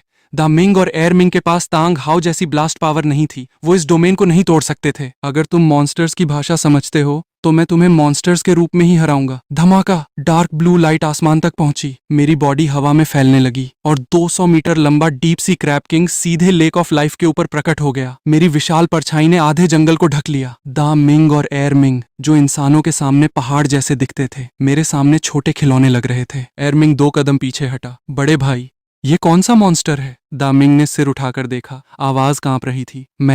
मैंने अपनी पूरी लाइफ में ऐसा खूंखार मॉन्स्टर नहीं देखा। मेरी 1 लाख साल पुरानी खूंखार वाइब्स पूरे स्टार फॉरेस्ट के सबसे गहरे हिस्सों तक फैल गईं। ठीक उसी सेकंड जंगल के सबसे गहरे राज, लेक ऑफ लाइफ की तलहटी में सोई हुई गु युएना की पर्पल सिल्वर आंखें खुल गईं। उसकी तगड़ी माइंड पावर ने 1 सेकंड में पूरी लेक ऑफ लाइफ को कवर कर लिया। उसने पहचाना कि यह सी मॉन्स्टर्स हैं और मेरे अंदर 1 लाख साल पुराना खूंखार समुद्री खून दौड़ रहा था। सी मॉन्स्टर्स इतने लंबे टाइम तक लैंड पर नहीं रह सकते थे, फिर भी हम तीनों यहाँ थे। और तो और मेरी पावर उसके सबसे वफादार सेनापति दी तियन को भी टक्कर दे रही थी। गु युएना बाहर नहीं आई। उसने चुपचाप छुपकर फाइट देखने का फैसला किया। सरेंडर करो, वरना पहले बहुत गंदा पिटोगे, फिर सरेंडर करोगे। मैंने दा मिंग और एयर मिंग को आखिरी चॉइस दी। दा मिंग ने अपने सींगों से बिजली निकाली और एयर मिंग ने जमीन पर हाथ मारकर अपना ग्रेविटी डोमेन चालू कर दिया। उन्होंने दूसरा रास्ता चुना था। मैंने बिना टाइम वेस्ट किए अपनी 200 मीटर लंबी बॉडी के साथ ग्रेविटी डोमेन में छलांग लगा दी। एयर मिंग को लगा था कि उसकी ग्रेविटी मुझे रोक लेगी, पर उस भारी प्रेशर से मेरी स्पीड सिर्फ 1 सेकंड के लिए धीमी हुई। अगले ही मोमेंट मेरी विशाल पूंछ एयरमिंग की छाती पर पड़ी। बूम! एयरमिंग हवा में उड़ता हुआ दूर पहाड़ों से जा टकराया। ढेरों विशाल पेड़ और चट्टानें टूटकर उसके ऊपर गिर पड़ी। इससे पहले कि चट्टानें शांत होती, मैं दामिंग की तरफ मुड़ा। टाइगर और श्याओबाई उसे रोक रहे थे, पर दामिंग ने पानी की लहरों से उन्हें पीछे धकेला। जैसे ही वो आगे बढ़ा, मैंने पीछे से उसकी 50 मीटर लंबी सांप जैसी पूंछ अपने खूंखार पंजों में दबोच ली। इधर आ! मैंने अपनी पूरी रॉ पावर लगाई और दामिंग की 50 मीटर लंबी विशाल बॉडी को हवा में उठाकर जमीन पर पटकना शुरू कर दिया। धमाका धमाका धमाका! पूरी लेक ऑफ लाइफ कांप उठी। जमीन में गहरे गड्ढे बन गए। द मिंग की चीखें धीमी पड़ने लगीं और मैंने उसे सीधे बर्फ की जेल पर दे मारा। तभी पहाड़ों के मलबे को चीरता हुआ एयरमिंग फिर से बाहर निकला। उसके दोनों हाथों में पृथ्वी की भयानक ताकत चमक रही थी, सीधा मेरे सिर पर अटैक करने के लिए। मैंने भागने की जगह सीधे अपने खूंखार पंजों से उसके दोनों हाथों को हवा में ही दबोच लिया। एयरमिंग के पैरों के नीचे की जमीन धंस गई। वो पागलों की तरह जोर लगा रहा था, पर मेरी अपरंपार ताकत के आगे उसका 1 इंच हिलना भी नामुमकिन था। मैंने अपना भारी सिर नीचे किया और ठंडी आंखों से दोनों को देखा। अब बताओ, सरेंडर करते हो या अभी और स्वाद चखना है? मेरी भारी पूंछ साइड से घूम कर आई और एयरमिंग हवा में उड़ता हुआ दूर जा गिरा। दामिंग ने जैसे ही उठने की कोशिश की, टाइगर का टाइगर ब्लास्ट पंच और श्याओबाई का शार्क विंग स्लैश एक साथ उसकी गर्दन पर आ पड़ा। इससे पहले कि वो दोनों संभल पाते, मैं पानी से ऊपर उछला और 200 मीटर लंबे डीप सी मॉन्स्टर का विशाल साया उनके ऊपर आ गया। धमाका! मैं सीधे जंगल के दोनों राजाओं के सामने लैंड हुआ। दामिंग और एयरमिंग पूरी तरह जमीन पर पसर चुके थे। एक जंगल का सम्राट कहलाता था और दूसरा जंगल का राजा, पर इस वक्त दोनों खून से लथपथ थे और उनकी आंखों में सिर्फ बेबसी और खौफ बचा था। एयरमिंग हाँफ रहा था, फिर भी उसकी मुट्ठी कसी हुई थी। दामिंग ने अपना भारी सिर उठाया, आवाज भारी थी। जीत तेरी हुई। लेक ऑफ लाइफ आज से तेरी। हम ये जगह छोड़कर चले जाएंगे, पर तेरी गुलामी स्वीकार करना कभी नहीं। मैं उनकी यह बात सुनकर मुस्कुरा दिया। घमंड अच्छा है, पर अफसोस ये कोई बिजनेस डील नहीं है जो तुम मना कर सको।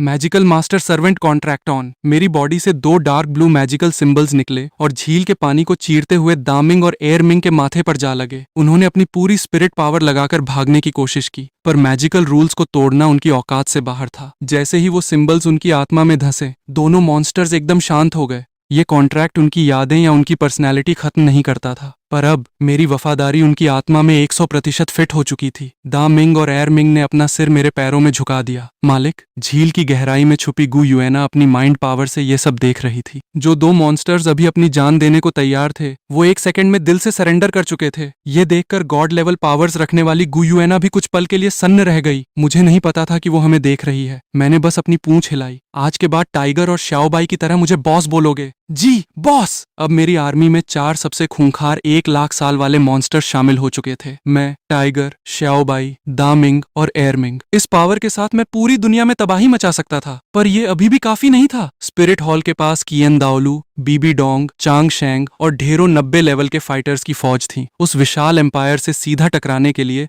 मुझे अपनी पावर और बढ़ानी थी। मैंने दामिंग और एयरमिंग को इंसानी फॉर्म में बदलने की पावर दी। गोल्डन लाइट से उनकी विशाल बॉडी ढकी और थोड़ी देर में 2-6 साल के बच्चे बाहर निकले। दामिंग के हल्के बाल और साफ चेहरा चेहरा था, जबकि एयरमिंग का रंग सांवला और बॉडी एकदम कड़क थी। गु युएना का दिमाग ये देखकर फिर घूम गया। नॉर्मल मॉन्स्टर्स जब इंसानी फॉर्म में आते हैं तो उनकी पुरानी 1 लाख साल की पावर खत्म हो जाती है और उन्हें लेवल 1 से स्टार्ट करना पड़ता है। पर मेरी दी हुई इंसानी फॉर्म में उनकी असली 1,20,000 साल पुरानी मॉन्स्टर पावर सेफ थी। एयरमिंग का 1,20,000 साल वाला ग्रेविटी डोमेन सीधे एक 96 लेवल के फाइटर के बराबर तबाही मचा सकता था। और सबसे तगड़ी बात, इंसानी फॉर्म में भी वो अपने स्पिरिट रिंग्स खुद जनरेट कर सकते थे। दा मिंग और एयरमिंग झील के किनारे आलथी पालथी मार के बैठ गए। दोनों की पहली येलो स्पिरिट रिंग बनकर सेट हो गई और उनकी इंसानी स्पिरिट पावर सीधे लेवल 13 पर पहुंच गई। दा मिंग का पहला skill dragon bind, air Ming का पहला स्किल टाइटन्स बॉडी। जब दोनों की कल्टीवेशन खत्म हुई तो मैंने दा मिंग की तरफ देखा। दी तियन और उसकी फौज इस जंगल में कहाँ छुपे हैं? दा मिंग की आंखों में डर आ गया। बॉस, दी तियन को सभी मॉन्स्टर्स का गॉड माना जाता है, पर हमने सालों पहले उन्हें बस दूर से देखा था। उसके बाद वो सारे खूंखार मॉन्स्टर्स कहाँ गायब हो गए, हमें कुछ नहीं पता। मेरी उम्मीदों पर पानी फिर गया। फिर मैंने एयरमिंग से पूछा, और वो डार्क डेविल टाइगर? एयरमिंग का चेहरा कड़क हो गया। उस साले को तो मैं अच्छे से जानता हूँ,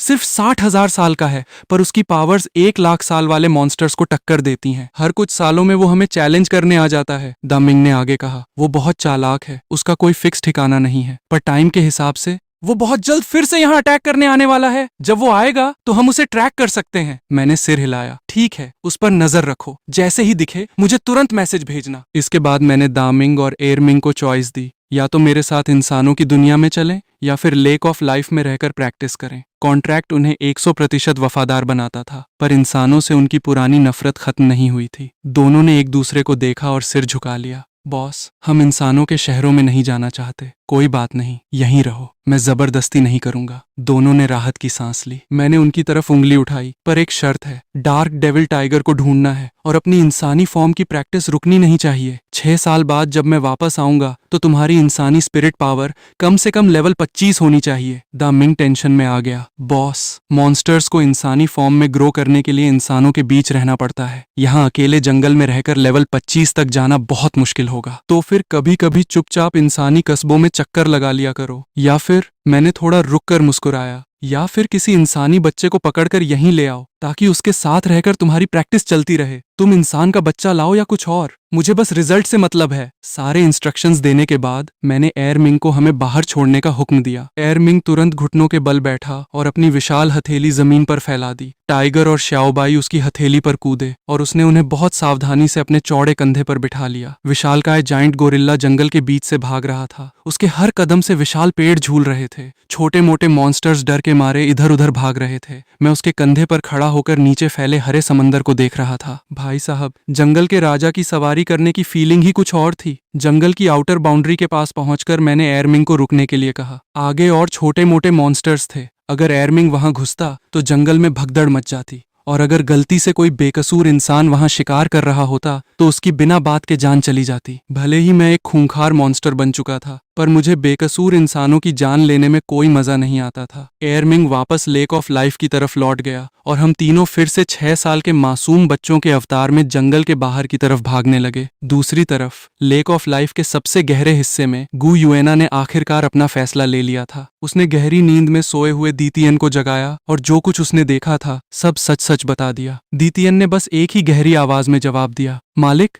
मैं समझ गया। बात खत्म होते ही दीतियन वापस नींद में चला गया, पर गु युएना खुद झील से बाहर निकली और चुपचाप उसी रास्ते पर निकल पड़ी जिस तरफ हम गए थे। एयरमिंग की वजह से जंगल के आउटर एरिया में एक छोटी सी भगदड़ मच गई थी। ढेरों मॉन्स्टर्स अपनी अपनी जगह छोड़कर पागलों की तरह भाग रहे थे। हम रास्ते में कई 1000 साल वाले मॉन्स्टर्स को पटकते हुए आगे बढ़ रहे थे, पर बिल्कुल किनारे पर पहुंचते ही हमारे सामने 10,000 साल वाली खूंखार डार्क बियर आ खड़ी हुई। विशाल भालू ने अपनी खूनी आंखों से हमें घूरा और एक विशाल पेड़ को एक ही झटके में तोड़ दिया। श्याओबाई आगे बढ़ी और हाफ ह्यूमन फॉर्म में स्विच करने ही वाली थी कि मैंने उसका हाथ पकड़ लिया। रुक, कोई आ रहा है। फ्रीज। जमीन पर बर्फीली हवा का तूफान आया। भालू जैसे ही पंजा उठाने लगा, उसके चारों पैर बर्फ के मोटे आवरण में जम गए। तभी एक लाइट ब्लू ड्रेस पहने बेहद खूबसूरत औरत जंगल से बाहर निकली और उसके पीछे 2 छोटी लड़कियां भी थीं। उस औरत ने अपनी स्पिरिट ऑन की। एक विशाल आइस एम्परर की परछाई उसके पीछे चमकी और एक ही झटके में उसने 10,000 साल वाले खूंखार भालू को अधमरा कर दिया। भालू बर्फ तोड़कर पागलों की तरह जंगल में भाग गया। महिला ने पीछा नहीं किया, वो तेजी से हमारी तरफ आई। बच्चों, तुम तीनों ठीक तो हो ना? उसकी नजरें हमारे पीछे खाली पड़े जंगल पर टिकी और उसकी भौहें सिकुड़ गईं। तुम तो अभी अभी स्पिरिट जगाने की उम्र के लग रहे हो। अकेले इस खूंखार स्टार फॉरेस्ट में क्या कर रहे हो? तुम्हारे साथ जो बड़े आए थे वो कहाँ हैं? अब मैं उसे ये तो नहीं बता सकता था कि हम अभी जंगल के राजा के कंधे पर बैठकर आ रहे हैं। मैंने तुरंत अपनी आवाज को मासूम बनाया, आंखों में नकली डर लाया। मैडम, हमारे टीचर हमें स्पिरिट रिंग दिलाने लाए थे, पर अचानक जंगल में मॉन्स्टर्स का तूफान आ गया। हमें बचाने के लिए वो अकेले मॉन्स्टर्स से भिड़ गए। मैंने जानबूझकर बात अधूरी छोड़ी। टाइगर ने बहुत ही घटिया एक्टिंग करते हुए कहा, हाँ, हमारे टीचर टपक गए। मेरा मन किया वहीं टाइगर को एक झापड़ रसीद करूं, पर श्याओबाई ने बाजी मार ली। उसकी नीली आंखों से टप टप आंसू बहने लगे। हम अनाथ हैं, हमारे टीचर ही हमारा इकलौता सहारा थे। उन्होंने हमसे भागने को कहा और खुद पीछे रह गए। वो कभी वापस नहीं आए। दोनों छोटी लड़कियां तुरंत श्याओबाई के पास आईं। उनमें से एक नीले बालों वाली छोटी लड़की ने श्याओबाई को गले लगा लिया। डरो मत, अब तुम सेफ हो, आगे सब ठीक हो जाएगा। ये नीले बालों वाली लड़की कोई और नहीं, सुई बिंगेर थी। दूसरी लड़की का नाम सुई यान था और इन्हें बचाने वाली औरत सुई शोशेन थी, जो तियान सुई एकेडमी की टीचर थी। सुई बिंगेर ने मासूमियत से टीचर की तरफ देखा। शोशेन मैम, क्या हम इन्हें अपने साथ तियान सुई एकेडमी ले जा सकते हैं? टीचर ने अपने माथे को सहलाया। बेटा, हमारी एकेडमी सिर्फ लड़कियों को एडमिशन देती है और उनकी स्पिरिट आइस या वाटर एलिमेंट की होनी चाहिए। मैं इन्हें जंगल से बाहर ले जाकर किसी नॉर्मल एकेडमी में एडमिशन दिलवा दूंगी। तियानसुई एकेडमी, ये नाम सुनते ही मेरे दिमाग में घंटी बजी। भले ही मेरे पास लाखों साल पुरानी पावर थी, पर इंसानी समाज किताबों जैसा सीधा नहीं था। स्पिरिट्स की थ्योरीज, मैजिकल वेपन्स, पेड़ पौधों के राज और इंसानी रूल्स को सीखने के लिए एक प्रॉपर एकेडमी की जरूरत थी। और सबसे बड़ी बात, इंसानी फॉर्म की प्रैक्टिस के लिए इंसानों के बीच रहना जरूरी था। तियानसुई एकेडमी वाटर आइस स्पिरिट्स की थी, जो हम तीनों के वाटर एलिमेंट से 100% मैच करती थी। इकलौती प्रॉब्लम ये थी कि मैं और टाइगर लड़के थे। मैंने अभी अपने पत्ते नहीं खोले। शाम होने से पहले हम जंगल के बाहर एक छोटे से कस्बे के होटल में रुके। मैडम सुई शोशेन ने एक बड़ा रूम बुक किया और हमें हॉल में बिठाया। उन्होंने इंट्रोडक्शन दिया। सुई बिंगेर, 9 साल, level 22, spirit, ice Phoenix, God level spirit. सुई यान, सीनियर स्टूडेंट। मैडम सुई शोशेन ने प्यार से कहा, तुम टेंशन मत लो, मैं तुम्हारी पूरी फीस भर दूंगी। जब तुम बड़े हो जाओ और कमाने लगो तब लौटा देना। उनकी यह अच्छाई देखकर मुझे सच में उन पर प्यार आ गया। मैंने चेहरे पर सबसे क्यूट स्माइल चिपकाई।